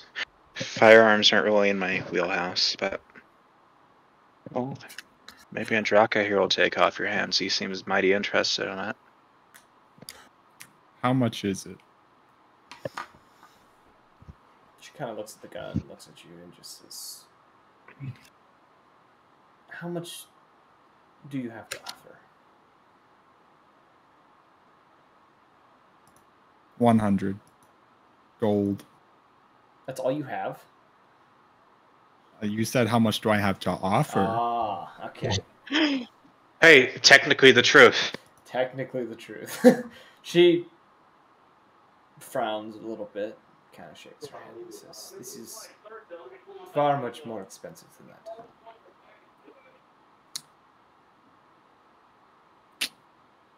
Don't really think so. You know, it reminds me a lot of mine. And if it's anything like mine, it takes about 100 gold pieces to make.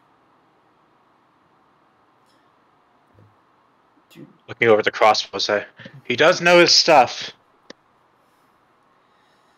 Well, an item of this type of rarity that isn't made the way that I assume your weapon is made, it would be a much higher price.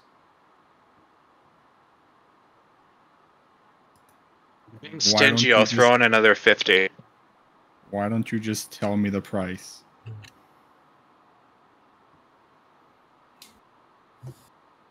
Normally I would try to go higher, but how about 1,000?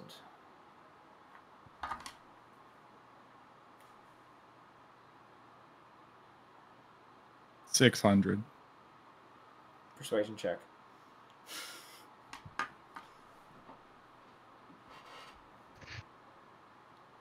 Nat 20. 29. Jesus Christ! And Draka coming through with a social check? Wow. I didn't know this could happen. When he wants something. She shrugs and just says, "That's fine, I guess." She slowly pulls the pepper box from the box and hands it to you. I will get you your stat block eventually. Just put special pepper box for now. Well, if it's on the box, it's just a pepper now. Yeah, yeah, it's just a pepper. I have the stat block written out. Don't have it on D&D and Beyond yet, so I will get it to you at some point. No, This is one of the many items I've written up but haven't converted yet. So, you know, Draka, I'm proud of you. You know, you showed a lot of social growth to Ellie, and you're walking away. it's 100% how that conversation went. And you're walking away. What hand crossbows are on display here in the newly emptied ranged section? Looking through the various crossbows, why the hell does it do that to me? Looking through the various crossbows that are before you, you do notice a couple that have like various runes carved into them. I'm trying to get this thing to cooperate with me. I'm trying to get my list to cooperate and it doesn't want to work. Here we go. There you are. Perfection. Okay. Looking over the various little crossbows, most of them have like little runes in them, little simple things. They look to be very simple runes of sorts. You recognize some of them as like simple enhancements. There is, however, there are two crossbows that kind of catch your eye. One of which is made of almost a blackened wood that seems to it almost seems to drain the light of the space around it. And the other looks to be a small kind of red scaled crossbow, almost seeming to be coated in a type of dragon scale. And are these normal crossbows or smaller hand crossbows? These are little hand crossbows that you're looking at. I'll take both of them over to the bugbear. And I'll set him down and ask, hey, what's the story with the super ominous light draining crossbow here and the dragon scaled one over here? I'll give you a slight smile and she says, "This one," and she points to the darkened one. She says, "is known as a hand crossbow of certain death." Journey will kind of laugh a little, like oh, whoever called it that lacks any subtlety. And the other is a crossbow made of the hide of a dragon. As you probably can tell, we just call it a simple dragon wing crossbow. So are the scales just for an aesthetic purpose? They enhance the bolts that are fired from them. Ooh. This one in particular, giving them a bit of a flaming kick. You catch my drift. That certainly sounds my style. When you say certain death for that first one, how certain are we talking? Like A creature for a period of time cannot heal from the wounds it inflicts. Oh, I like that. I like that. How much for the two of them? Oh, these are both very expensive crossbows.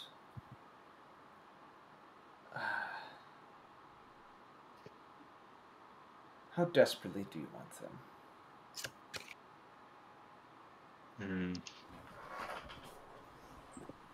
Same question, different words. You asked my friend over there. I've been working with this basic hand crossbow ever since I left Almoria. Reliable, but I use it more of as a focus for my spells than anything else. And I know, my friends always say don't spill your guts. They're just going to give you leverage, but you seem... I like something about you. Kind of gives you a smile. This is a dangerous world, and well, I need to be more dangerous. Spoken like a true adventurer. Or a survivor. Different word, same meaning. Unfortunately.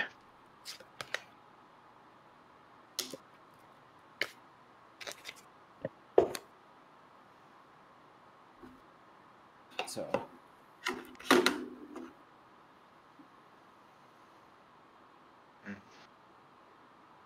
if you want both, my starting price at the moment is 2,000. 2,000. Starting price. And if you need an incentive, I'll throw in 50 bolts.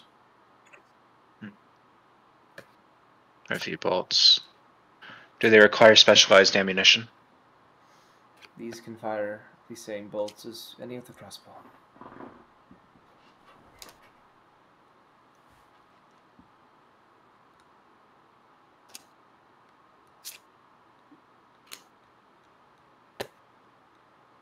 I talk you down to 1,250. Persuasion check. Which I think you're proficient in, so you really can't roll anything lower. 26. Dear God. She shrugs a little bit. She says, "You flattered me." I say. So that's an acceptable price. She kind of pushes them towards you and takes the money. Oh, pleasure doing business with you. And she then, after she takes the money, she reaches under the counter and starts shuffling for a moment before pulling out a very large bundle of crossbow bolts. What'd you say your name was again? I never did. It's Yeah, Mystic. that was an invitation. She says, "I never did." She says, "But if you must know, it's Mystic." Nice to meet you. I'm Journey. Friend, you just sold that Pepperbox to Zendraka. Doesn't talk much, but he's got a good mind for machines. He has a very convincing tongue. Surprised me. I think he's ever said more than 2 words to me. Usually it's just an affirmative or a negative. Again, 2 words isn't really enough to derive a pattern from, so who knows? The ones that speak the least are the most mysterious. Yes, that's what I worry about with him.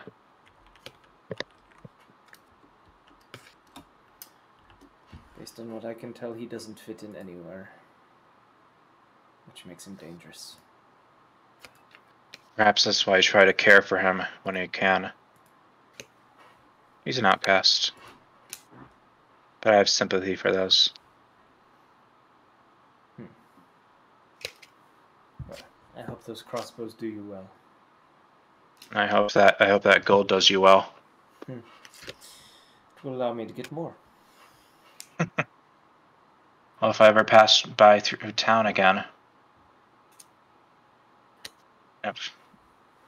When I heard about the wares being sold in Strixhaven when I first arrived in the meat grinder, well, I didn't think it would be anything as good as this. Shame on me for doubting. Nobody ever does.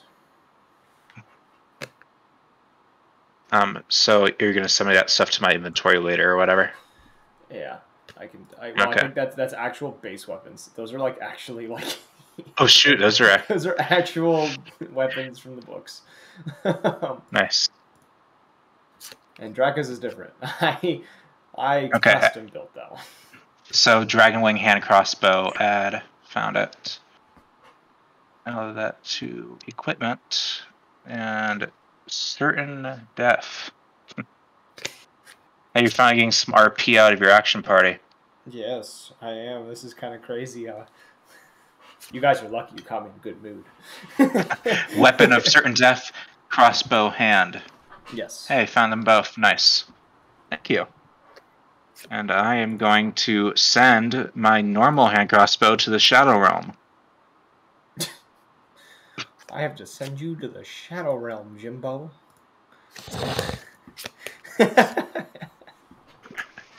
I love that he's in the Nickelodeon Smash clone now. I forgot he's one of the characters. Shit.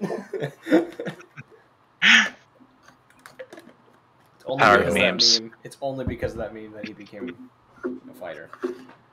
God, Shaq. Jimbo, when I was your age and I sat on a banana, well, that changed my life. One of the greatest memes. I am browsing the wares. I just want to see what's there. Are you looking for anything particular? Because I don't want to name every single object in the shop. I'm first going to keep my eyes out for any clothing items, cloak, belts, rings, necklaces. Cloaks, belts, rings, and necklaces. I am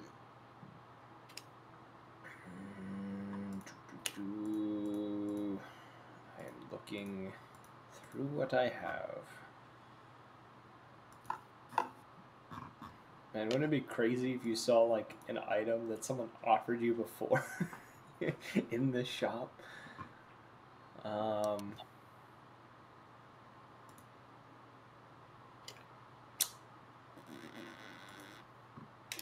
Give me a moment. Looking about through the various items, you do see a lot of cloaks you've seen in like other shops. Some a little more rare.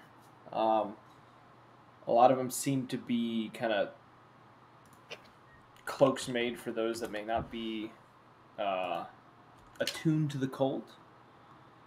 Kind of things to help protection from the cold weather, as well as a few rings of various resistances as well. Looking about, though, you do see there is one cloak that seems kind of off compared to the others. Kind of this black cloak that seems to, as you kind of look at it, it almost seems to shift ever so slightly here and there. And you feel like you've seen this cloak before, but you've, like, a cloak of this kind before, but you're not entirely sure. Shopkeep, what is this? That, and she kind of makes her way around the counter, and as she does come around, you do notice that her left leg is like partially prosthetic. Like below the knee has been replaced with not quite a peg, but something similar. She kind of comes over to the cloak and kind of looks it over, and she says, "This is a cloak of displacement." How much is this? This one, I would probably part with it about somewhere between 1250 and 1500. It's a very powerful item. What does it do? It's I mean, displacement kind of get, but you know, it makes you a Illusion, little more right? makes you a little more difficult to hit. Yeah. imagine that, Magnus. You being more difficult to hit. They won't know what hit them. Something like this. Something like this. You're already so hard to bring down as it is. You'd almost be functionally immortal. No, I wouldn't. But, well, things like this are very similar to some of the gifts given from certain demons. You said 1200. 1250, roughly. 1250. Fine. Gives you a smile. Kind of, you give her the money. Kind of counts it out. Kind of waddles back over to the counter where she kind of has been depositing all of this somewhere out of sight below the counter. After she does that, she kind of looks over to all of you as you take the cloak, and she says, "Is there anything else that I can possibly try to sell you?" Oh yeah, no, so that was cloaks, nothing on the ring, necklace, belt front. For the rings, there's a lot of rings of like various resistances. A lot of which were cold resistant. Any psionic resistance? It would be what you're thinking of is psychic resistance, and there is a singular ring of psychic resistance.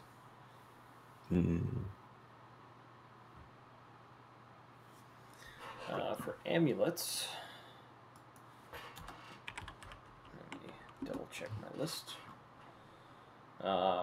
Not much in the works of amulets. There's a few these kind of clockwork looking ones. They're kind of these copper amulets filled with like various gears, kind of taking on that very clockwork appearance.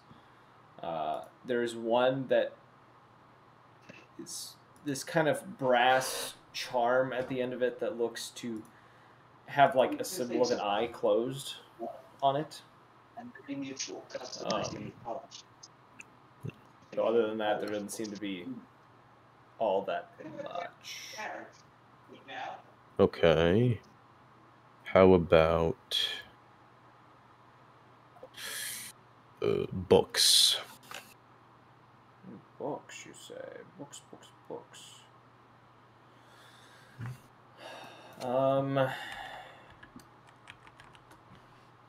That's not how you spell that. I am sad boy. Looking about the space, there are a few books. That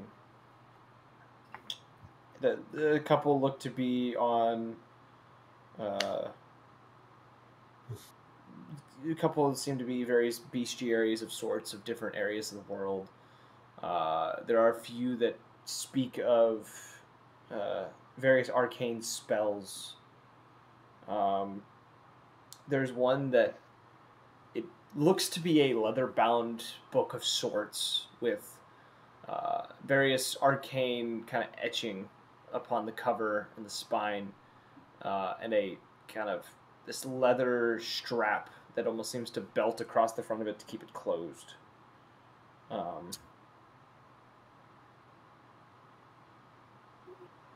And it seems a little different from the rest, but it does seem to be a sort of a grimoire of sorts. Yeah, I'll grab that one and just ask. Yeah, my experience, if something stands out, it's usually worth giving it a second look. What's this book? This one is it's an arcane grimoire. Generally, wizards use these books. You have no books for training, no books for learning. The ones I have looked, if I'm remembering correctly, looked into various arcane spells and, well, various beasts of the world. Don't have much else in that category. You know, Magnus, if you're looking for training, I can try telling you a little, at least, about my training. Not the training of a mage. No, something else. It's not here. It doesn't matter.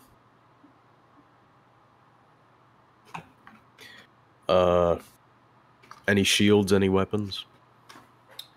There are a few swords, as well as a few shields as well. That's not how you do that. Looking upon the kind of the few shields that there are, you guys would have never seen that shield before. There's one shield, kind of this, kind of. It's an odd shaped shield, kind of this this brownish metal, kind of extruding out to the sides, almost producing a cobweb type shape or a spiderweb type shape, with the center of it a kind of a silver to make a classic shield like shape with a silver blade that seems to almost be going through it. It's one of the shields that is there. Another looks to be, it almost seems to resemble that of like an eye. This kind of large circular shield with the symbol of an eye in the center. And the other shields seem to just be kind of simple shields that seem to have been enchanted with some sort of like enhanced ability to it. Kind of enhanced AC. Mm-hmm. Alright. How about those weapons? For design weapons, my shit will let me do what I need to do. A lot of them are swords. A lot of them seem to be simple, short, and long swords. Are you looking for anything particular in the weapons category? Because there are quite a few weapons.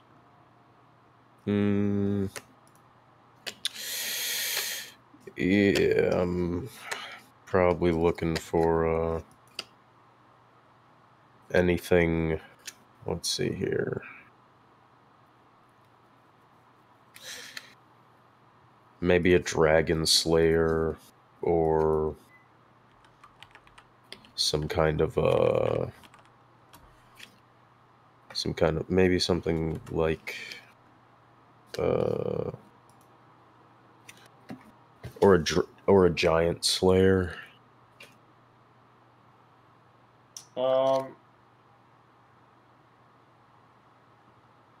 Looking about,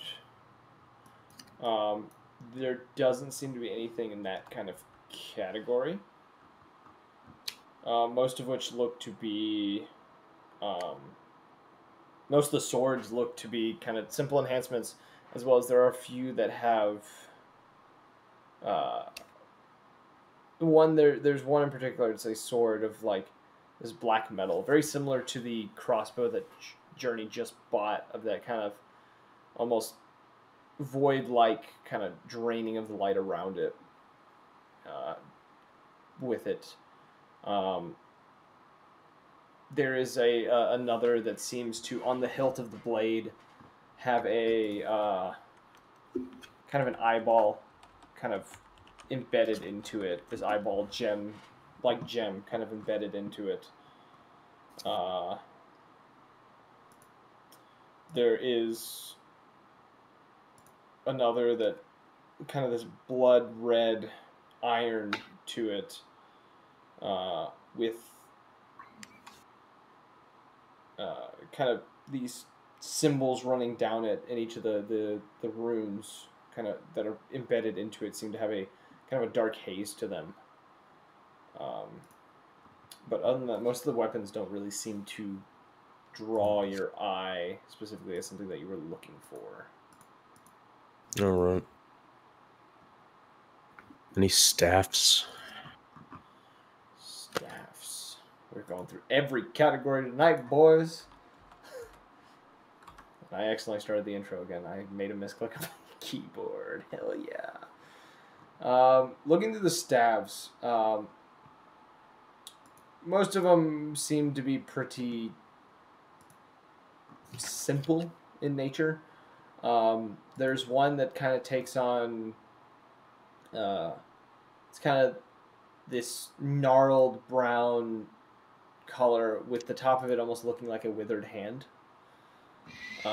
There's another, this kind of very fine, light wood material that seems to have the almost like a head of like a python near the top of it, kind of where the handle is.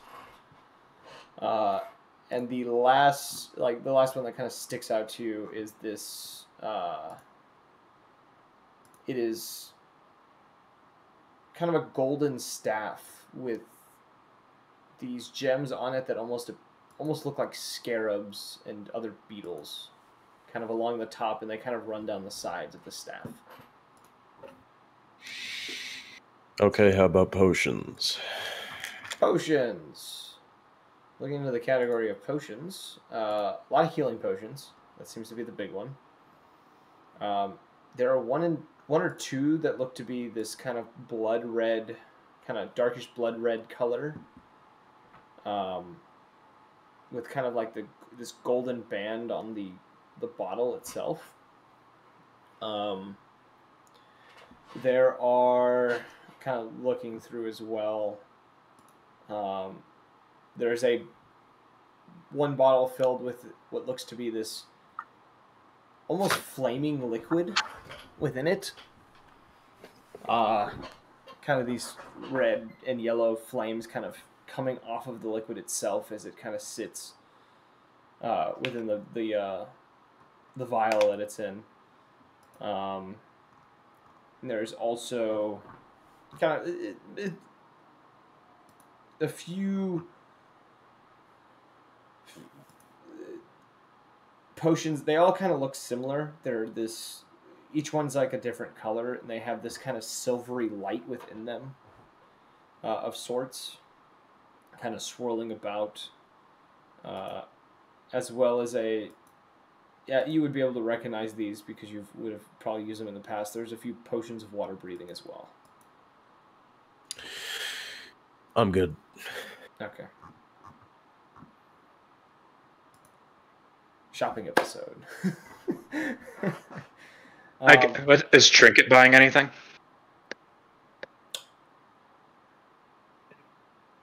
I'm not going to decide that now. I'll decide that later.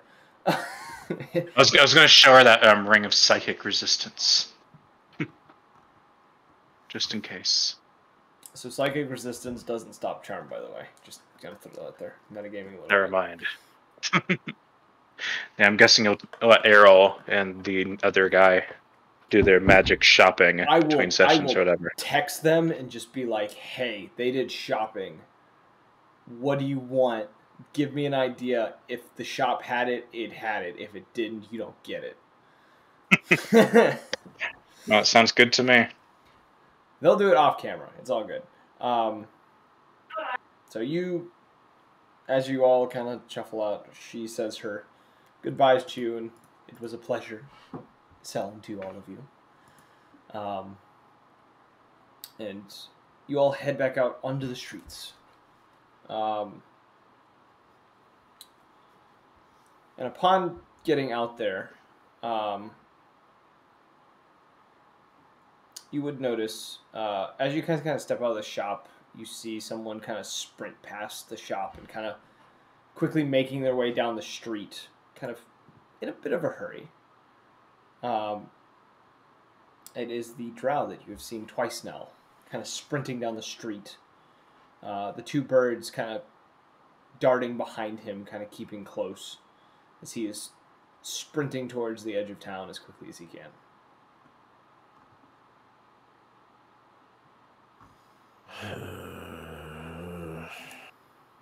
You do also see within his hand as he sprinted by, he had probably 2 or 3 books in hand. Great. Does anyone have a fast way of stopping him? Well, Andraka can do that magic vortex thing, can he? Andraka, if you would be so kind.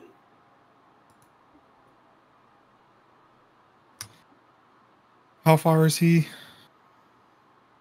Probably about, by the time this transfer of words happened, probably 60 and increasing. Okay, yeah, he's in range. I'll cast a vortex warp on him. What is the check? Con 15. He does succeed. Shame. He keeps sprinting, kind of glancing back in your direction as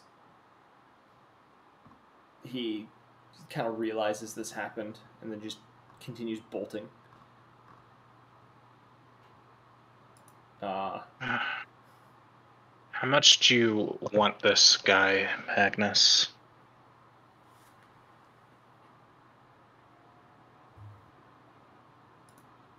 I could just teleport us right in front of him, and you could beck him if you want to.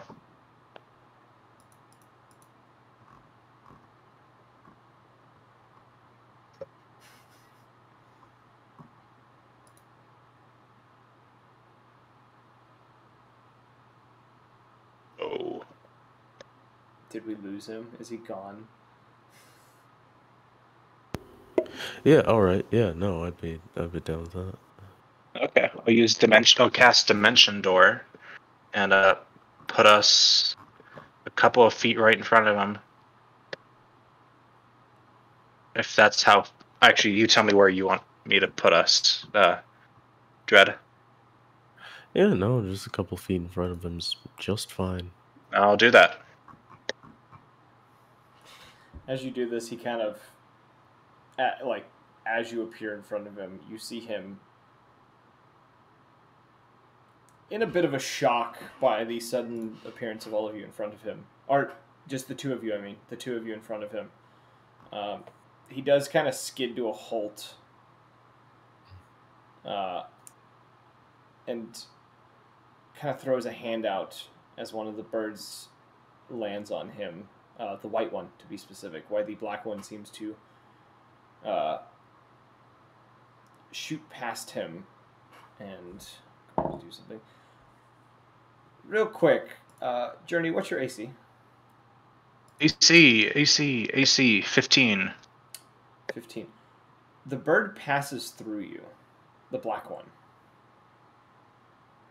And as it does, you take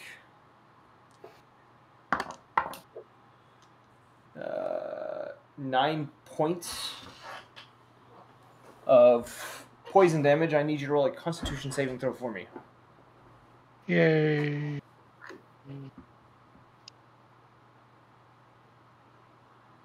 One. You're poisoned. Because you have been poisoned. I'll turn to Magnus and say, I appear to have been poisoned. Before clutching my stomach. Yeah, Magnus is just gonna look at this guy with the birds as just like stealing from a library. How droll. And he's just gonna try to grab him by the throat. Roll an athletics check.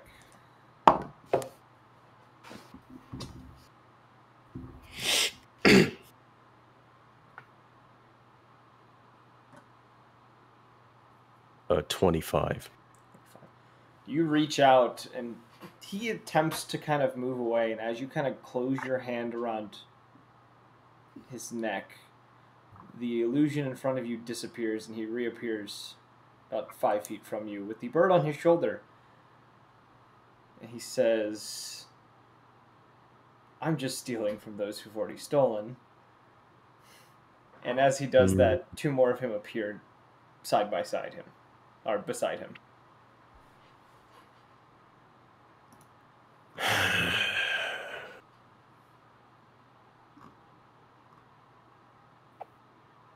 Magnus just puts a hand on Journey's shoulder and it's just, honestly, it's not worth the fucking trouble.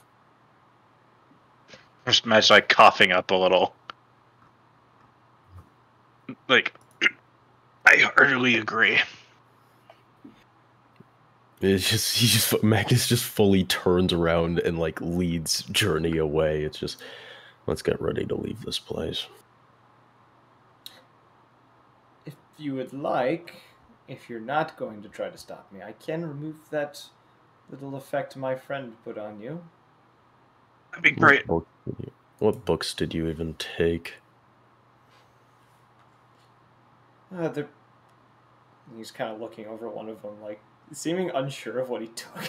He's kind of like, something on demons, and he slides into a bag of holding, and he's like, something... I think this is old... Yes, old artifacts of some sorts. I can't read this, but I know someone who can. And he's kind of like shuffling through the last book, and he's just like, and this one, I can't read. But... Well, the one on demons. Wrong place to pick up anything on demons. Worst place, in fact. They care more about magic than the religion. Artifacts. When it comes to something as important as that, Talia would have it memorized word for word. When you can't read, why would you even carry it? Because I have a friend who can do it for me. You're He will just a help me thief. find. That's all you are. A thief, isn't it? It's not like Only in a place like this. It's not like we're not above a little thievery ourselves, Magnus. Oh no. It's not even something to do. It's not even degrading here. The difference is when people think that the darkness within them is justified just because of the land they stand on. I'd love to debate the philosophies of thievery and all that kind of stuff, but we're not chasing this guy, right? Magnus is just very slowly walking towards this guy now, which is, you see, I'm a monster. I'm a murderer, a thief, and an all-around horrible creature. But that is not because of where I was born or where I live. That is because of what I am. If you are only a thief in a place like this, that does not make you simply a hypocrite. That makes you a disgrace to the air you breathe. Because why would you not just be true to the monster that you are? We not denigrate the guy who's poisoned me. This is not a continent of horrible creatures. The only thing this place breeds is the physically strong. No. The only reason you mainlanders look down on us is because we are not sick hypocrites and liars who believe that just because we stand in a different city, because the ideals of those different from us make us something better, make us something special or different. We tell ourselves the truth. Some of us are obsessed with books So we kill for them. Some of us are just sick motherfuckers. But you find that everywhere. Because evil's not special to this place. Being truthful is. At this point, Journey's just laying down on the ground as he monologues. He just kind of shrugs and he says, I'm not saying I steal just because of this place. I steal here because the things here to steal are a lot more fun. And the one hand standing in front of you disappears as Journey. You feel a hand on your shoulder, and the poisoned effect disappears. He kind of looks at you and for a moment kind of gives you a smile and just says, I would stick around and chat, but I have some things to go find somewhere in the mountains. He snaps a finger and begins to kind of float away for a moment before kind of doing a sort of salute and says, Toodaloo, flies off. I want to rip out his tongue. I want to rip out his tongue and sacrifice it to Baphomet. Well, the world will be a little less interesting without people like him running around. It would be less annoying. Perhaps.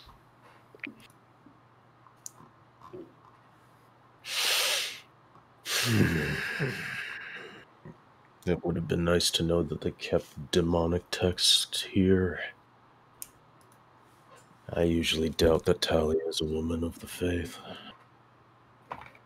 It doesn't matter now. Let's get ready to leave. About that, why do we even need to leave? I mean, I think a lot of us are probably most out of gold by this point. If we were going there strictly with the purposes of buying stuff in the forges, that is. Perhaps you have another motive. I won't pry. No, but if there's nothing for us to do here, why must we be stagnant? And even then, it's Black Rock or Giant's Bane, and it just for travel alone.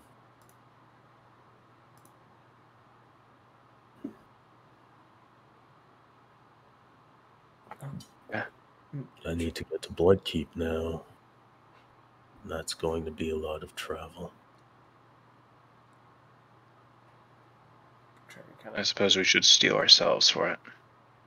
Yes. But there's some stops along the way. Safe places to hide away in the night. No. I don't know what's happening in my own home. Not anymore. I do know that that little thief is probably gonna get themselves killed. Especially if in the mountains with that dragon on a rampage. Oh, inside the mountains, a dragon's gonna be the least of your worries. I was just gonna say, I think that thief is gonna be the least of our worries while we're here. If there's nothing to do here, we may as well leave. But no, if you're not looking to purchase anything else, then we could go to Giant's Bane instead. Yeah. I could borrow something from Giant's Bane. On Black Rock. Black Rock doesn't matter as much if we're not going to buy anything. Well, if you want to go, we can still go.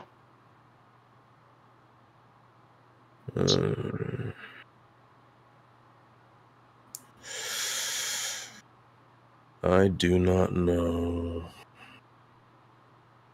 I do not know what really matters. No one ever really does until the end.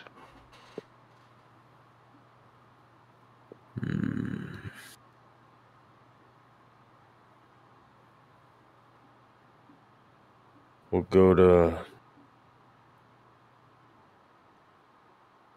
We'll at least see what's in Black Rock. No. No. No, we need to go to Giant's Bane.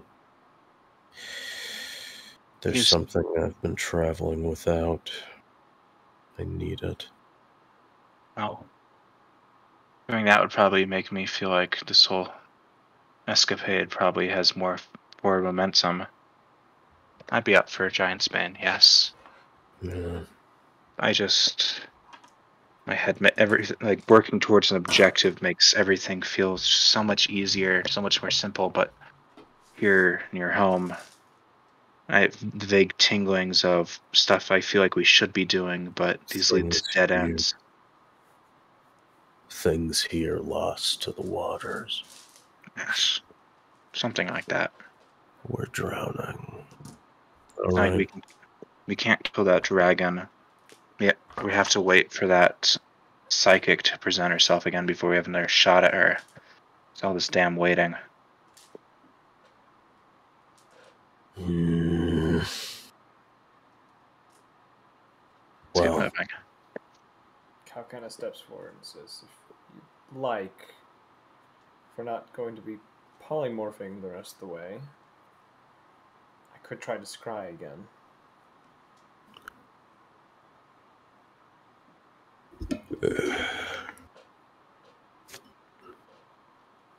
Yes, perhaps that would be a good idea. He kind of nods and kind of moves over to like the side of the street and kind of sits down, kind of back against a wall. Pulls out that mirror again and proceeds to do what he had done the day before. Going to roll. This time, as he kind of, his head kind of goes back and his eyes are rolled back, he sits there for a good 10 minutes. Unmoved. Not a word spoken. Just kind of stuck in this strange position before, as he did before, lets out a gasp. His eyes rolling forward again as he kind of leans forward and pants for a moment. Kind of glances up to all of you and just says, I recognize the place that she's in somewhat. The sounds, at least. Some of it sounds... I think she was in Greyborough, Malmoria. And it looked like she might have found a new friend. Bernie clenches her fist again.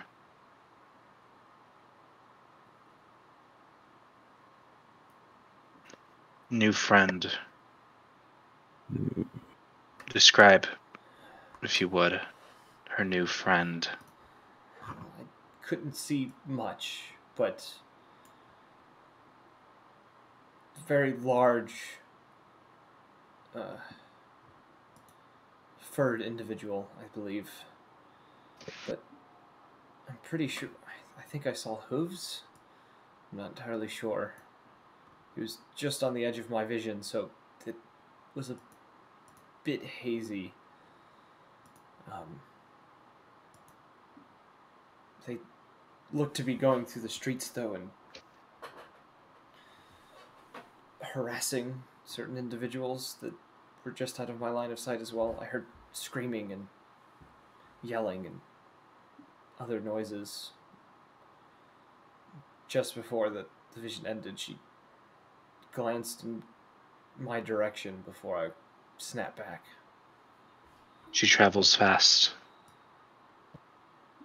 Most likely using a teleport of sorts. Yes, it's not as if we could just simply rush home and take her on. She'd be long gone by then. And she knows we were watching. But now we know her tentacles are everywhere. I do not think we should alter our destination. Giant's Bane? Yes. I can scry again in a few days to see if we can see where she might be. That'd be helpful. Yes, perhaps it's best if we do not entirely concern ourselves with her movements. After all, I think in the end she'll come to us, not the other way around. If we keep Journey, up. Yes, Magnus? do you believe me mad? In the angry sort of way. No, do you believe that my mind is wrong? No, I wasn't asking a question. I believe you have a lot of anger within you, but you're more reasonable than a lot of the ruffians I've encountered over the years.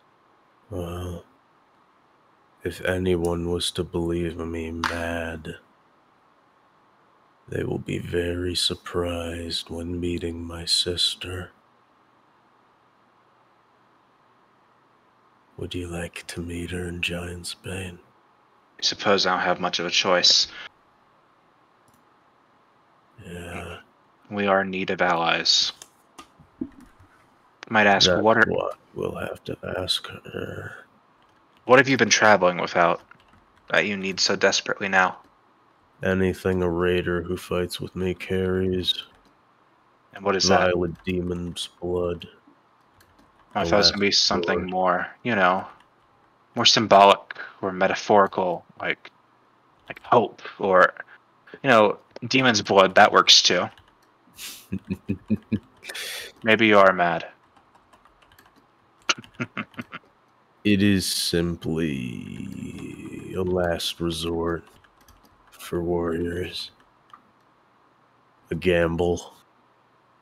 Well, we do seem to be at the precipice of something that might require warriors powered by demon blood. Never thought I'd say that. Yeah. Nah. Harried by dragons, crazy psychic cat lizard women, massive civil war. I mean, no, not civil war, just a massive war. Yeah, civil wars. At least you can more easily understand the politics of those. This is just seeming like senseless violence. Yeah. There's definitely something off about all of this. I can't help but thinking those whack jobs we abandoned back in the capital are somehow involved in this. Then. I mean, think about it. If somebody events are kind of rotating around us, like as if we were like in the eye of a hurricane and the storm is spinning around us. I know that's like a very I am the only one that matters kind of deal. I'm sure like a lot of other people in this world are dealing with stuff, but like that prophecy, we were there and they were there. Like surely they're still like of some import to what's happening, right?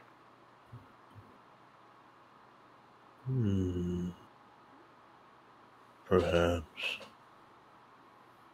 Perhaps. Like even if we don't find the support you're looking for here, well, perhaps they're still there. I don't know. Do you really believe they were such useful individuals? I don't know. All I know is what we saw in those visions. And what I saw in those visions is all of us fighting side by side together.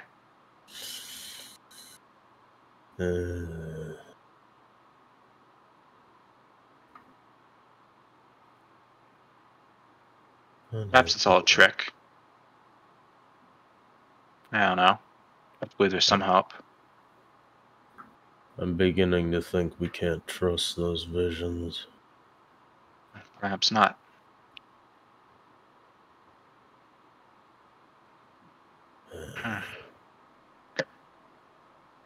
How? Your ability to scry, does that only rely upon people that you've personally encountered? It helps to have met the individual, but I can attempt to scry via second-hand knowledge. In a few days' time, rather than trying to track the movements of that psychic again, perhaps you can try keying on some of our old compatriots. Very, very old compatriots. I want to check in on them. I have no real connection to them, but let's talk of prophecy and visions. I have to believe they're doing something of import. Do you have anything that belonged to them, or a picture or something of them that would help with the spell? Well, there was this Kenku bard that traveled with them. I don't know if he's still with them or not, but he was there in the vision too. He was there later with Trinket. He wasn't there in the first one. But she's still with us, so I have to believe that he is still involved in their fate. Because then, when you wish for me to try to look upon them... His name was Jabbers. Jabbers. Understood. I only traveled with him, but for a short time. But I grew fond of him. Yes. All right. I'll keep that name in mind. And when you wish for me to scry upon him, just let me know, and we'll talk in more detail on this individual. Thank you, Cal. What was that warbling noise? That was probably my mic. It's the battle gong. But on that note, I think this is a great place to stop as you guys prepare to leave the city. Yeah. And I will get the others caught up, the other two who are on their own, doing their own things at the moment. But that was a fun session. I had fun, even though we didn't do any kind of fighting. I had enjoyment. The RP was good. That was good RP. I enjoyed that. Good shit. Good shit all around. And for the first time since forever, we mentioned the other party. Yeah. Yeah. I mean, basically, this entire... Because this is like the first... Yeah, this is the first session we left Frostheim. So now... now the rest of the sessions is just going to be me trying to... Oh, this episode... You haven't ended the stream yet, have you? No, but we can talk Yeah. a tiny bit, and then I was going to do the outro. Yeah, But, I'll talk about it later. Yeah, all right. So we'll do the outro real quick. So if you guys enjoyed this, if you guys enjoyed this episode, or you enjoyed the story, you want to catch us in the next one, there are 3 ways to do it. Follow us on Twitch, turn on those notifications so you know exactly when we go live. Join the Discord, where you can talk to us and other individuals within our community, as well as possibly partake in any future events that we may have as our community grows. And the last way is to follow us on Twitter, where I try to keep everyone up to date exactly when we are streaming. It sometimes gets hard depending on the internet I have at the time that I think about doing it. The internet where I live, our Wi-Fi where I live with cellular data is sometimes awful. And if you want to catch up on previous episodes, we have a YouTube page that is crafted just so you all can find the playlist that are put in order exactly how the events have gone down throughout each of the episodes. And as always, we hope you guys enjoyed. We hope to see you on the next one. Peace.